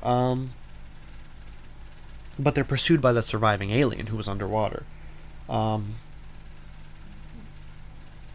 he like it's actually really cool. He sees them. And he comes up through the hole and he sees him climbing up the ladder, but then he ducks back into the water, like swims back down deeper and gets like a swimming start, and he just boom bursts out of the water and like halfway up the ladder, and he's like attacking not Michael Wincott, the CSI guy Gary Durden, who has like the wheelchair guy who you probably forgot about strapped to his back because he obviously can't climb up a ladder. But then he sprays CSI guy with acid. By the way, the aliens in this movie can now just spray acid from their mouths, which was something they could not do before, but it's pretty cool. He sprays Gary Durden in the face with acid, so Gary Durden's face is being melted by acid. He falls back, but like the wheelchair guy holds on. And he's holding on for dear life, and he's like now supporting Gary Durden, who's like dead weight. And like the alien has a grip on Gary Durden's foot, and he's like, you know, Gary Durden is like, hey, Ron Perlman, please, a little help. And then Ron Perlman does one of the coolest things I've ever seen in an action movie sequence in my life, which is like, he like hooks his legs into the rungs of the ladder, and he like bends back. He bends like Beckham. He bends backwards, and he just like boom, boom, boom, like dual wielding like guns, and is just like spraying bullets at this alien. And he manages to cap this alien right in the dome, and the alien dies. It's really cool, really intense. Just like honestly, like I was like, wow, flowers to this movie for doing some like grade A level action Jason Bourne type stuff. But yeah, so he shoots the alien in the head, but the alien has this like claw sunk into Gary Durden, and Gary Durden is like dying at this point from having acid shown in his face. So then he cuts himself loose so he doesn't drag the wheelchair guy with him. And then Gary Durden and the dead alien corpse fall back into the floor, into the water. And like you're like, oh, I guess Gary Durden's dead. Even though some fans say he might have survived, because we didn't actually see him die, and the fall certainly wouldn't have killed him. And he certainly seemed to have some of his faculties with him, but for all intents and purposes in the movie, Gary Durden is dead. R.I.P. CSI guy. Which, doesn't he die in CSI too, dramatically? Anyway, but yeah, he like allows himself to fall into the water with the dead alien corpse so that his friend, the wheelchair guy, Wheels, can just continue up the ladder. So they continue up the ladder and call Winona Ryder.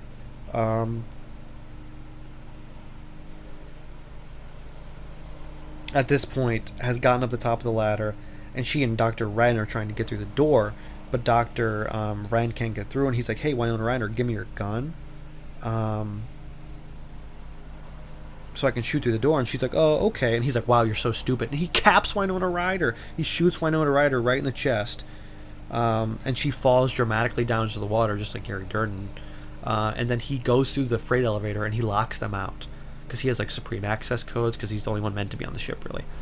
So you think, boom, Gary Durden and Winona Ryder are dead, and all of our main characters are trapped in this corridor now?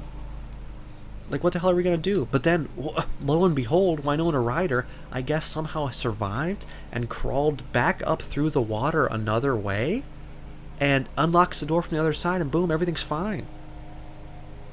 But then you're like, of course, everyone, like Ron Perlman and DeStefano and Sigourney Weaver are like, bro, how did you just survive that? We all just saw you get shot in the chest.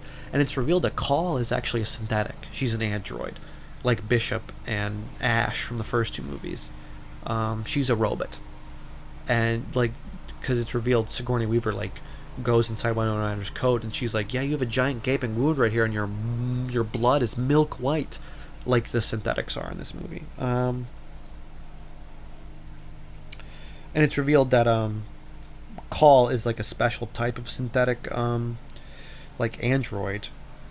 She's an auton, meaning that she was like a robot designed by other robots, and her like inferior design led to like them quitting making synthetics anymore.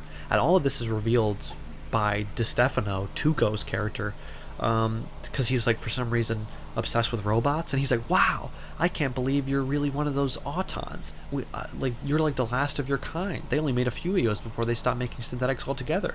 And he's like, really, like, he's really like splooging over the fact that like Winona's character is like a robot. And like Sigourney Weaver actually has this cool line where she's like, yeah, I knew you had to be a robot. No human is that humane. And I'm like, oh man, taking a dig at the human race now that you're not human, huh? Interesting. Also in this scene, Winona Ryder is standing like face to face with Sigourney Weaver, and Sigourney Weaver is just straight up like a foot taller than Winona Ryder. It's crazy. But yeah, so Call, you know, she's a robot. She hacks into the mainframe, and like just it's like trying to blow up the ship. Which, like, I don't know, man. I would have just revealed that you were a robot earlier to have made this that much easier. But she like tries to blow up the ship, but is unable to, because they don't have like the auxiliary power from the damage the ship has taken to like do like a self-destruct. So Winona Ryder sets a course, like a crash course for the ship to Earth. So like when they get to Earth, the ship will not like properly land and will have too much speed and will just crash. So their plan is to crash the ship into Earth and kill all the alien, and then to escape on the Betty. But Winona Ryder hacking into the mainframe, being able to see everything, is like, oh, I know exactly where the Betty is, but Ren is going to get there first. So so then we cut to Ren, who's trying to access like the mother computer, like the computer, like motherboard or whatever, like the AI in the mainframe, and he's like, get me to the ship. But it's Call now, and Call is like, hey, Father's not here. Father is the name of like the AI that controls the ship. She's like, Father's not here, asshole. All aliens proceed to level 1. So she's trying to lure all the aliens to like where Ren is to slow them down, which is pretty cool.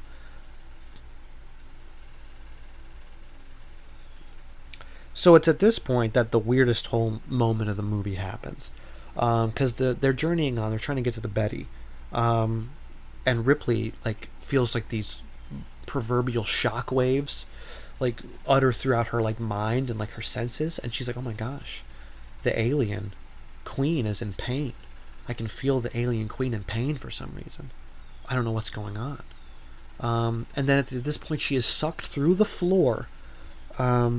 And like into this mess of like alien tentacles and like alien body parts, that like just this giant alien mass that is like in the floor, and she's like sucked through, and she like has some sort of melding with the alien mass, and it's like you're not sure if like is this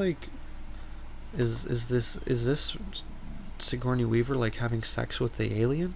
You don't know what the hell is going on. And she's like sucked through the floor, and then she appears like in front of like the alien queen. and from now I'm going to report to I'm going to refer to Sigourney Weaver's character as Ripley 8, because like she's like the 8th clone of Ripley, and I think that's like what her character is like billed as in in like the credits and stuff, and in like the Wikipedia page. So Ripley 8 like has this melding, and she goes to the floor, and she's like captured by a xenomorph. She's brought before the alien queen. And like at this point, Call, despite wanting like trying to get to Sigourney as she's being sucked to the floor, is like, hey, we still need to keep moving. So she and the others reach the Betty, but it's at this point that Ren shoots, like comes out of the woodwork and shoots the guy. What's his like the guy who has the chest burster in him, Leyland Dorser. Yeah, there's too many characters to remember, and they're all still alive somehow. So he shoots Purvis, which is this dude's name, and takes Call hostage. And he's like, listen, you guys are the aliens are gonna get to Earth. We're gonna turn this thing around. You are gonna hack back into the mainframe and disable the crash course that you set. But it's at this point that Purvis, who was just shot, starts to give birth to the alien, and the alien starts to burst out of his chest. And I don't know exactly if this is like canon with how like the rest of the Alien movies work, but Purvis like starts charging Ren, and Ren starts shooting him full of lead, but for some reason the alien being inside of Purvis makes him like impossible to put down and immortal to bullets. I shouldn't say immortal to bullets because that doesn't make any frickin' sense. He's impervious to bullets. So then Ren is like charged by this guy who's about to give birth to an alien, and this guy like beats Ren like savagely and bashes his head against the wall, and then which is like also another awesome cool sequence, very clever, definitely in the running for my best kill of the movie. He takes Dr. Ren's head, pushes it against his chest so that the alien bursts through Purvis's chest through Ren's head, killing Ren and killing Purvis at the same time. And then there's like, hey, a new baby alien. But then the rest of the crew are on that shit like white on rice, and they just blow the new alien away as it's coming out. So, but like really awesome, really kind of interesting, clever, like really just like forward thinking. That is like Joss Whedon's script writing. I'll give Joss Whedon his flowers right here. There's a million awesome sequences in this movie. So then we catch up with Ripley 8, and she's like in the alien womb room, which is like this whole like grotesque room where Brad Dourif and all the other doctors and scientists are like strung up and being like melding / decomposing with like the alien queen. Like the whole room is like the alien queen, and it's like these gross black it looks like the walls look like a smoker's lung in health class when they're like, this is what your lungs gonna look like when you smoke. It's like all black and gross and decaying, and Brad Dourif is like caught up in this shit, and he's like narrating to like Ripley 8, who's like waking up. He's like, the queen gave birth to the initial eggs, but now because of her having your DNA in her, like your DNA is alien, like the queen also has human DNA, she's mutated and she's developed a womb, and she's gonna give birth to something that we don't even know what the hell it is. And like the queen has now like a human reproductive system, and this queen is like about to give birth and has this like giant pulsating like belly egg sac thing, like right where a belly should be, and it's not like just plopping out eggs like she's supposed to be. So the queen is given birth, and this like just in time for Ripley 8 to get there, and this hybrid bursts from this like pregnant belly egg sac, and it's like a human hybrid creature that is like part alien, part human, with like a human like complexion and like skin tone, but it's got eyes, but they're like really gross and sunken in because it has like a human skull, but it's like not fully formed. Like the creature design for this, I gotta say, is really ghastly and gross and gnarly, and it's kind of hard to look at, but it's got like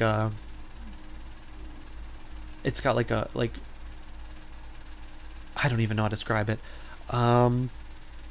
It's got like these sunken eyes and this big head, and the head kind of goes back far like an alien, but it's got like eye holes and like a nose hole like a skull, and then sunken in eyes, and then like an alien mouth, and then like kind of alien like limbs, but like no alien long tail. So it's crazy looking. This hybrid is like looking at its mother, and this is kind of like I don't know. This scene like made me like, it shocked me to my core, but it also made me kind of sad for the alien queen, because like the alien queen is like, oh my gosh, my baby, my little darling girl that I just birthed, and then the alien, like the hybrid, is like right there, literally like sitting in the cavern that is like this alien queen's chest slash stomach, and it's just like, it gets like all angry, and it does like this like spider eating its young slash praying mantis killing its husband type beat, where it gets like angry and like instinctually looking at this thing, doesn't recognizing it as its mother, and this hybrid in one fell swoop of its like clawed hand like lops off the alien queen's like head and kills it. So you think that like, oh man, these two are really gonna make some trouble for our remaining characters. This is a dynamic duo. But no, the hybrid in one fell swoop kills the alien queen by like lopping off the top, like literally its claws like sail through the top eyeball forehead thing of the alien queen, and just takes it right out, takes a huge chunk out of this alien queen, kills it. All while like Brad Dourif is going like, no, no, no, no, you can't kill the queen. It's like the last queen. We'll never get any more aliens. I love science, or whatever. But then the queen goes over to Ripley 8 and starts like licking Ripley 8's face, because it's like, oh, this is my mommy. This is from where I come from. And then Brad Dourif is like, you're his mommy now. But then the alien hybrid goes over and snacks on Brad Dourif's head, chomps on his head, and starts eating, just sucking out his brains. Really gross, really nasty. But while she's snacking on Brad Dourif, Ripley, horrified, obviously, climbs up through the rafters and escapes, and makes it to the Betty, just in time for the Betty to have taken off. But and they're all like, oh my gosh, Ripley, thank God, let's get the hell out of here. But then lo and behold, the airlock won't close for some reason. There's something interfering with the airlock. And it turns out, and they're like, hey, Call, go unjam the airlock. We gotta get the hell out of here. So then Call goes down, and who does she encounter but the alien hybrid, who somehow, quick as a whip, has made it onto the ship as it is flying away. And then it's chasing Call all around the airlock. And then DeStefano / Tuco from Breaking Bad comes down. I know he survived. Just kidding. Just as you're thinking that.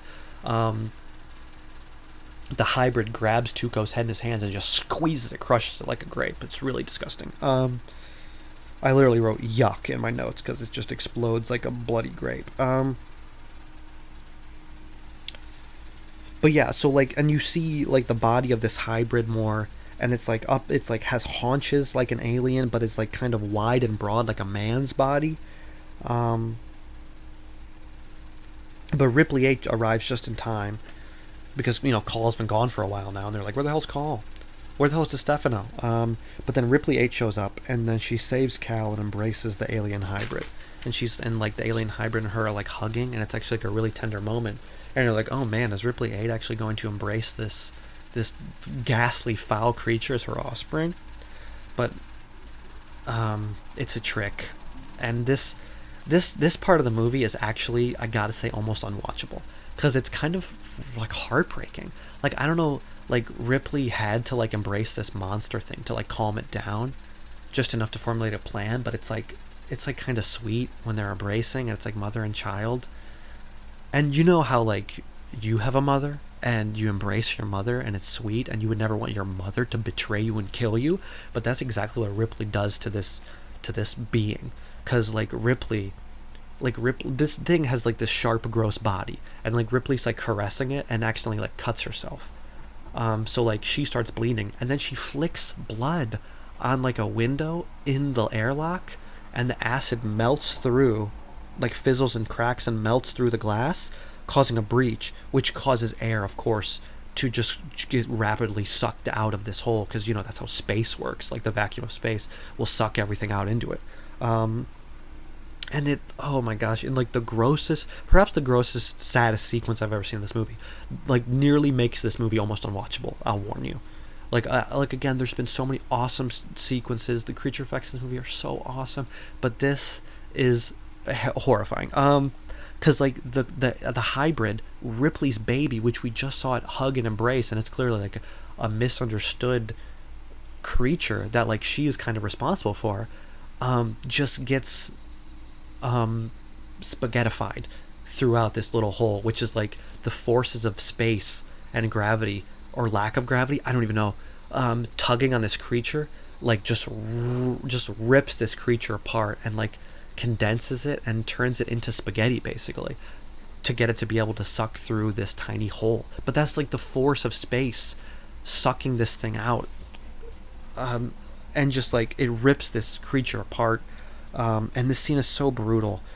Like the hybrid is like looking at Ripley and crying out for Ripley, like, please mommy, help me. And it's like agonizingly ripped apart and like launched into space and killed through this tiny little hole. It's so awful. But like Ripley and Winona Ryder managed to like hang on to these straps and close the breach, and they're safe. And then we see the USM Arugula crash into Earth, and killing the remaining aliens, so everything is fine, because there was like close to 10 aliens still alive on that ship. So then the Betty, with Ripley and Winona Ryder and Ron Perlman and the wheelchair guy, it safely lands on Earth. And then they look out the window, and like the Earth is beautiful, and it's gorgeous, and what Ripley hasn't been there in hundreds and hundreds of years. And Call, like the last line of the movie is like Call going like, hey, I've never been to Earth before, what's it like, what are we gonna do? To which Ripley 8, a clone, is just like, I'm actually a stranger here myself. And it's like a cute, clever little quip, and then the movie's over, and that's it. It's Alien Resurrection. But seriously, maybe even fast forward through this part, because it's of like where the alien gets sucked out through the airlock in the most disgusting way. Like we've seen our fair share of sucking out of airlocks. It's how they beat the beast in Alien and Aliens and Alien Covenant, but never have we seen it done so disgustingly. So, end of the movie, we'll go through. And again, there's so many best sequences, I couldn't even choose. I had a 3-way tie for best sequence, which was the scene where they discover the clones, the scene with the underwater stuff where Gary Gurdon and Winona Ryder seemingly die, and then like the kill where Purvis, the part aboard the Betty at the end where Ren is killed by the alien bursting through Purvis's chest. I couldn't choose a best sequence, so those are the 3 best sequences, and they are truly killer. So, and then best kill, of course, is like either Ren, the chest burster going through his head, or maybe Dorif when the hybrid is snacking on him, or maybe Raymond Cruz / Tuco / DeStefano at the end when the hybrid squashes his head like a little grape. I think the effects, the gore effects on that are really awesome. So those are some really great kills. I mean, the kills in this movie are great, even more ghastly and gory than like most other Alien movies. Which doesn't necessarily make it a better movie, but it definitely makes it enjoyable for me personally. Best performance in this movie, I would say, like, of course, Sigourney Weaver's doing a great job. She always does. She's a supreme actress, playing like even a different, more explored version of the character. Because like half the time you're like, oh, you're a clone and you have alien DNA. Are you really on the human side, or are you really on the alien side, or are you going to side with your hybrid child? And there's a lot of like depth and mystery to it that Sigourney Weaver does like really well, I think. So I mean, of course she kills it, she wins it, but like Perlman is great because he provides some levity, and he's also a total badass while also being funny and likable. And like Gary Durden from CSI, despite being like not even in like the top billing, not even in like the main starring cast, does great as like the de facto leader once Michael Wincott is killed. Which Michael Wincott's in this movie for like 25 minutes, and he's like in the stop, and he's like, oh, starring Michael Wincott. Like, give Gary Durden his credit, dude. CSI had been on at this point, as far as I know. And he's good. I mean, he's a believable leader and badass and action star with his like guns that flip out and are attached to his elbows. I mean, give that guy some credit. And like, of course, J.E. Freeman and Brad Dourif are good as like bad doctors who are like sycophants for the alien almost. A lot of good character performance in this movie. So like improvements I would make on this movie, I guess. I would just maybe explain the Ripley clone thing better. Like, I don't know, like I think they could have done a lot more with Ripley having like the alien's abilities and powers. Like, she just kind of is able to punch through a wall at one point, and then she bleeds acid a couple times. But I would have loved to see her just full on fight an alien, and just go toe to toe with an alien, because she's like totally badass. Maybe have her beat up some military guys, and maybe like better establish the fact that like, oh, who her allegiances lie, because I think that kind of takes a back burner. And then like, I don't know, of course, because Joss Whedon is throwing in like all these quippy lines, there's some throwaway lines, like the, oh, I'm a stranger here myself, or at one point Ron Perlman is like, hey, you fought these aliens before, right, Ripley? What did you do? And she's like, I died. And it's like, haha. And like, I don't know, just like take out some of these that don't land. Like, you don't need to have this punchy of a script all the time. But yeah, other than that, there's so much to like. Like, the kills in this movie are like, and I know, hey, I don't know, like, don't psychoanalyze me for me focusing on the kills so much. This is a horror movie. People are gonna die. This is what we see these movies for. It's like experiencing danger and death without actually having to like experience it in real life. That's why psychologically we watch horror movies. Beat it, okay? Leave me alone. Like, this movie has awesome, gory, graphic kills, and there's a lot of them. In comparison to like Alien 1, where as awesome as that movie is, like, there's no gore. People are mostly getting killed like off screen, and the alien kills are kind of vanilla. I think in this movie they really go for it, and it's like artful and it's well done. And the gore effects and the alien effects and like the spaceship effects and the clone like body effects, amazing, stupendous. There's a lot of colorful character work being done, which I really, really enjoy. I think the plot is awesome. The fact that like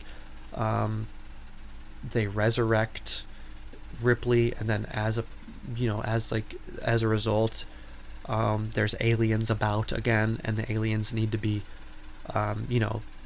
hunted down or avoided so you could survive. But like, Ripley's different, the aliens are also different.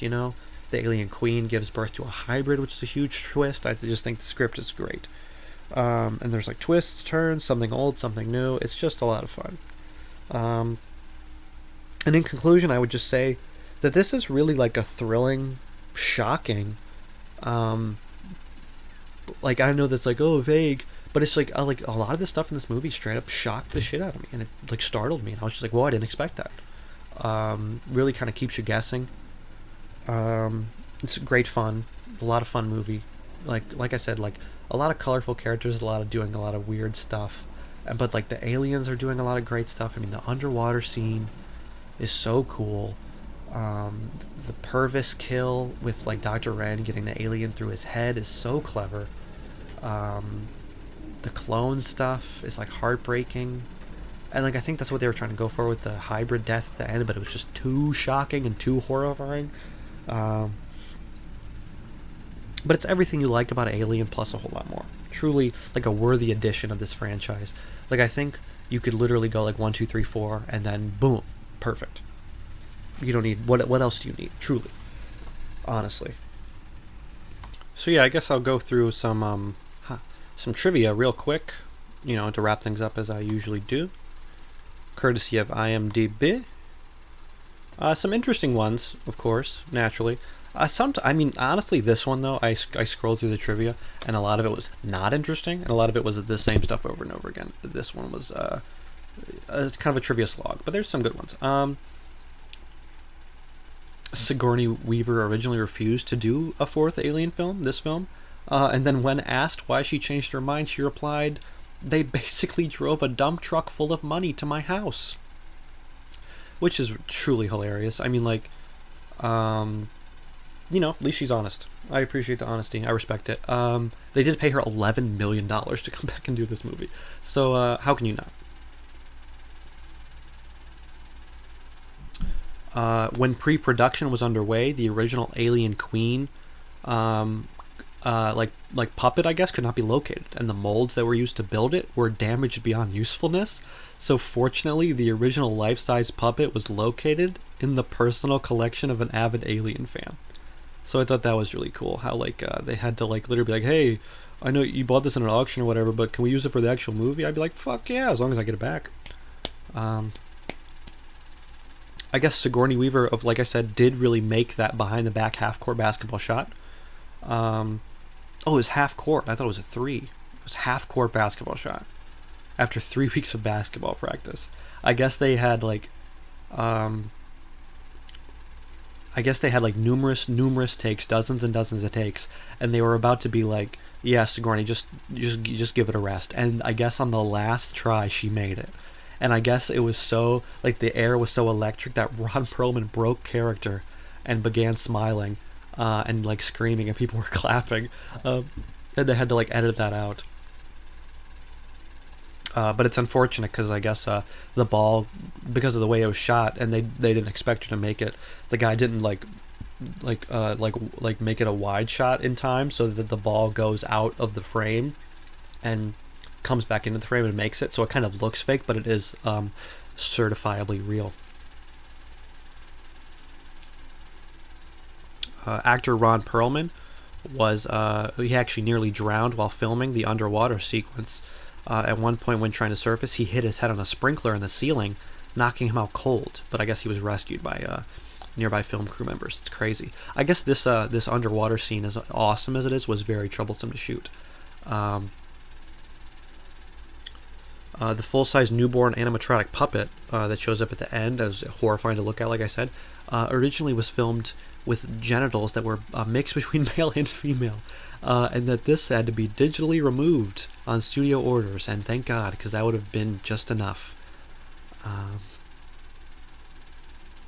Winona Ryder agreed to do this film even before reading the script, because she stated that she didn't even care if she died in the first scene, that she'd do it, because she wanted to be able to boast to her younger brothers about being in an Alien movie, and she wanted to work with her idol Sigourney Weaver. So it's very cute.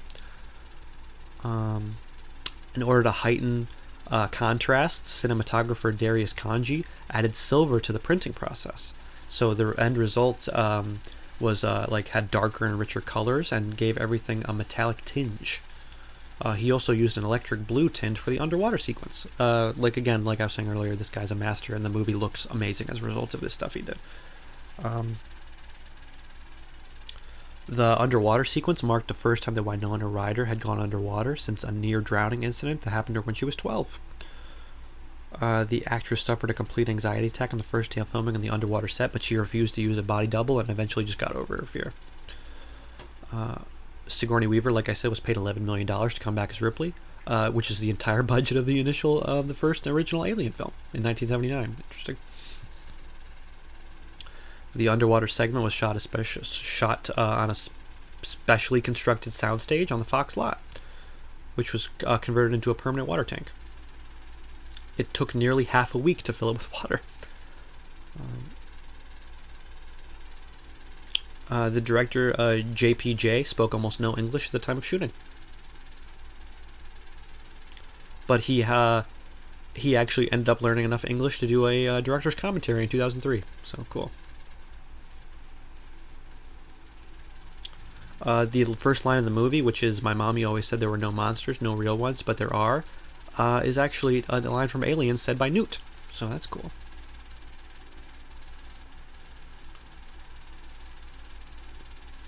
Although JPJ stated that even to this day that he's really proud of the film, he's never worked in Hollywood ever again.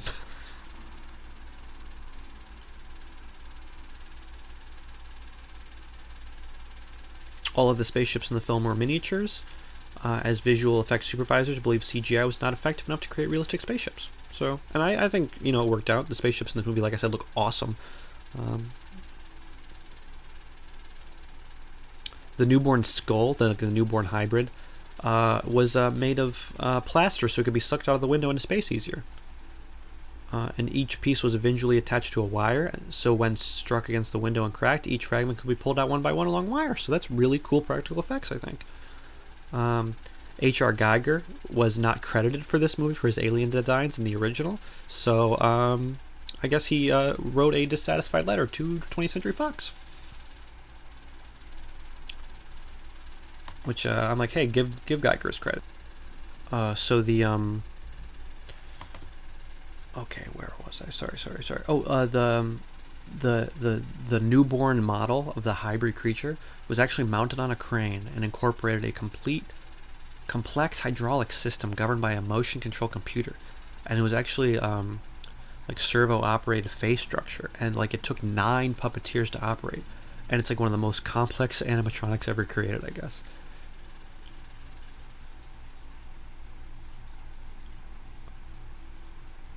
And I guess as a result of like the genital thing I said earlier, the creature is only really shown from the waist up, which is unfortunate. And the director expressed dissatisfaction with this later.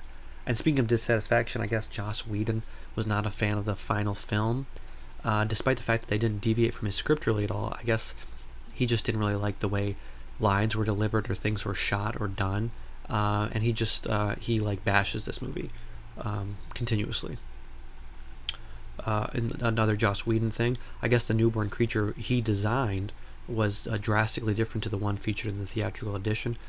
In his script, it was an eyeless ivory white creature with like I think it was like 6 limbs, like 4 limbs in the front and like 2 dog-like ears in the back, and like bulging red veins.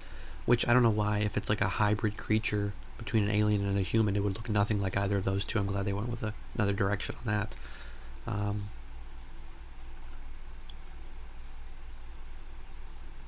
The underwater scene took 3 weeks to film, even though it was only supposed to be 1 week, I guess.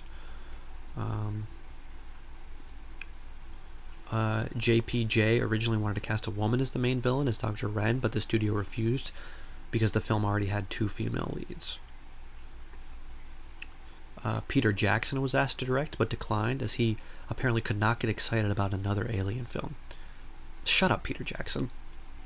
I gotta say, I like Peter Jackson, but like, this was like 1997, and like Peter Jackson had done like The Frighteners and like Dead Alive, which I like both those movies, but like I don't know, nothing like, I don't know if you could like be like, nah, like how are you passing on the newest Alien, Peter Jackson? And I think he like didn't end up like doing a Nightmare movie for like kind of the same reason, so it's just like, shut up, dude. And like literally, I think since like Lord of the Rings, Peter Jackson hasn't done dick, so I wish he would get off his high horse. Also, who am I to attack Peter Jackson? I love Lord of the Rings. I'm sorry, Peter Jackson. Paul W.S. Anderson, like from Event Horizon and the Resident Evil movies, was in talks to direct, but ultimately couldn't because of scheduling conflicts. But then I guess he would, of course, go on to direct Alien vs. Predator in 2004, so he got his wish. Danny Boyle was also a choice. He was the first choice to direct this movie, but he and John Hodge turned it down because they couldn't agree with the studio on a storyline.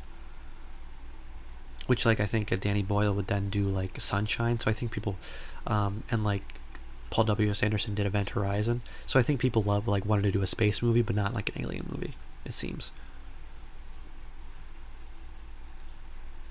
This is JPJ's first sole director credit. I guess he had directed things with a partner before that.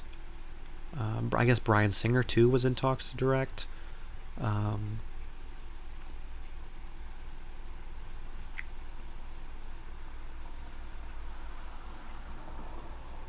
I guess the thing where Ripley Mercy kills her clones with a flamethrower was kind of stolen from a deleted scene from Alien, where Ripley finds Dallas, played by Tom Skerritt, and he asks her to mercy kill him, which she does with a flamethrower. So I guess they kind of reworked that to put it in this movie.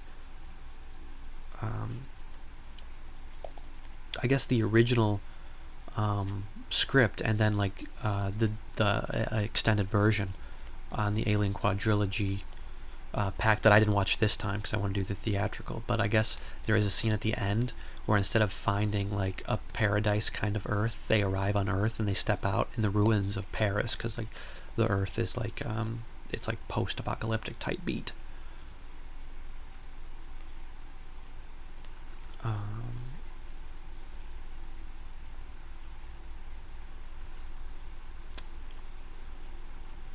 Okay, yeah, I think that's kind of all the trivia stuff. So in order to just finish up real quick, I will I'll just do what I did with like Predator, and I'll go through the rankings.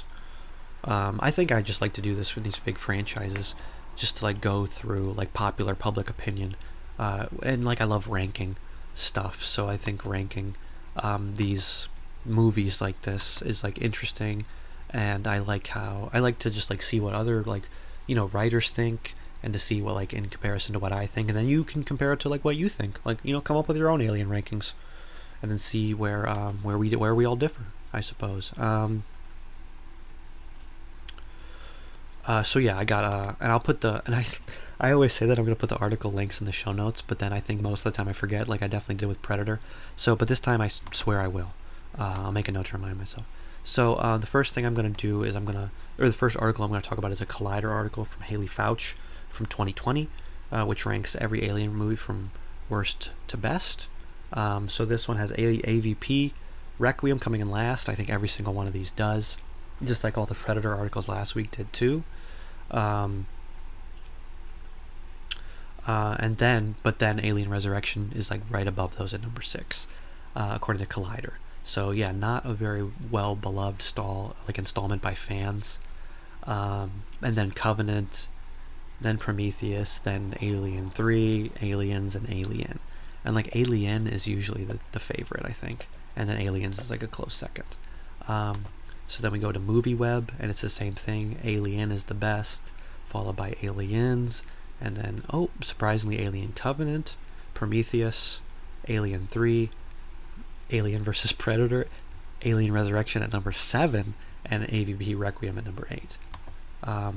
So Screen Rant actually, I think, ranked them according to rewatchability, which I thought was interesting. And put Alien Resurrection last at number 6, Prometheus at number 5, Alien 3 at number 4, Alien Covenant at number 3, which I can kind of agree with. I think that movie's very rewatchable. Alien actually at number 2, and then Aliens as the most rewatchable, which I can agree with. I think Alien is a better film, but I think Aliens is more fun. And then according to Slash Film, Alien is the best, followed by Aliens, with Alien Resurrection coming in at number 6, beating AVP and Requiem. And then lastly, according to Space.com, classically Alien is first, followed by Aliens,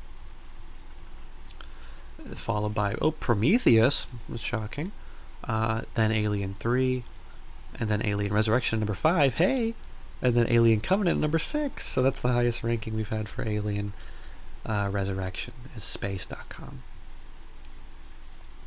So then I guess just my personal ranking for these films is, I think I too have Alien as number 1. Alien is a masterpiece and I love it. It's like a slasher but in space, and like it doesn't have the Cameron like predictability, and like there's like two like it doesn't have like the humorous characters, which I think are kind of odd in these movies. That being said, of course I really like Aliens. Aliens is my number 2. And then Alien Resurrection, baby, at number 3. Obviously I rank Resurrection higher than most, because I love this movie. I think it's terrific.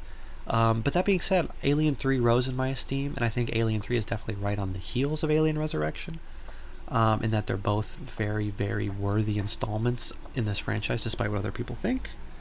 And then after Alien 3, I have Alien Covenant, followed by a steep drop in Prometheus, and then AVP and AVP Requiem right after that. So I'm a big advocate for Alien Resurrection, as you can see. But again, make your own opinions, watch all the movies, make your own lists, see how they compare. I mean, that's the beauty of these things. It's the beauty of any art form, in that it's all subjective and subject to your own personal perceptions and beliefs and whatnot. So yeah, I guess that's it for me. I will be back next week with another episode, the penultimate episode of this first sequel summer, which has been just a total blast to do. I've been having such a fun time with it. And I tried to pad the end of this episode as much as I could. Sorry, I just realized I got extremely loud. But it's just, I tried to pad this episode to make it long, because we're running a little long. We're at 2 hours and 10 minutes. And I wanted to be able to beat our longest episode, but I realize now that our longest episode is Halloween 2, which is 2 hours and 18 minutes, which I don't know if I'll be able to do, really. But hey, this is the longest episode since then, and beating every other episode this season. The only other episode in the whole series that's over 2 hours, so hey, I'll pat myself on the back there for being able to talk alone in a room for a long period of time. But yeah, so just tune in next week. Next week, we'll be covering Jurassic Park 3, a movie that people, especially my friend Jared, frickin' hate, but I love, and I've always loved, and I think it's far superior to the Lost World Jurassic Park 2.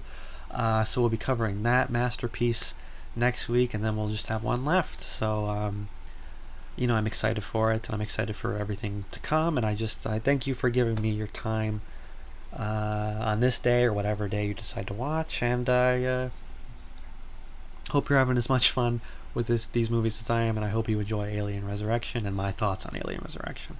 And again, if you need to contact me for any reason, call me on some stuff I said, because I am the most full of shit person I've ever met. The email is moviesyamist@gmail.com, moviesyamist@gmail.com. And again, thank you so much, and I hope you have a pleasant evening or morning or whenever. And just you'll hear from me again soon next week. All right. Bye-bye.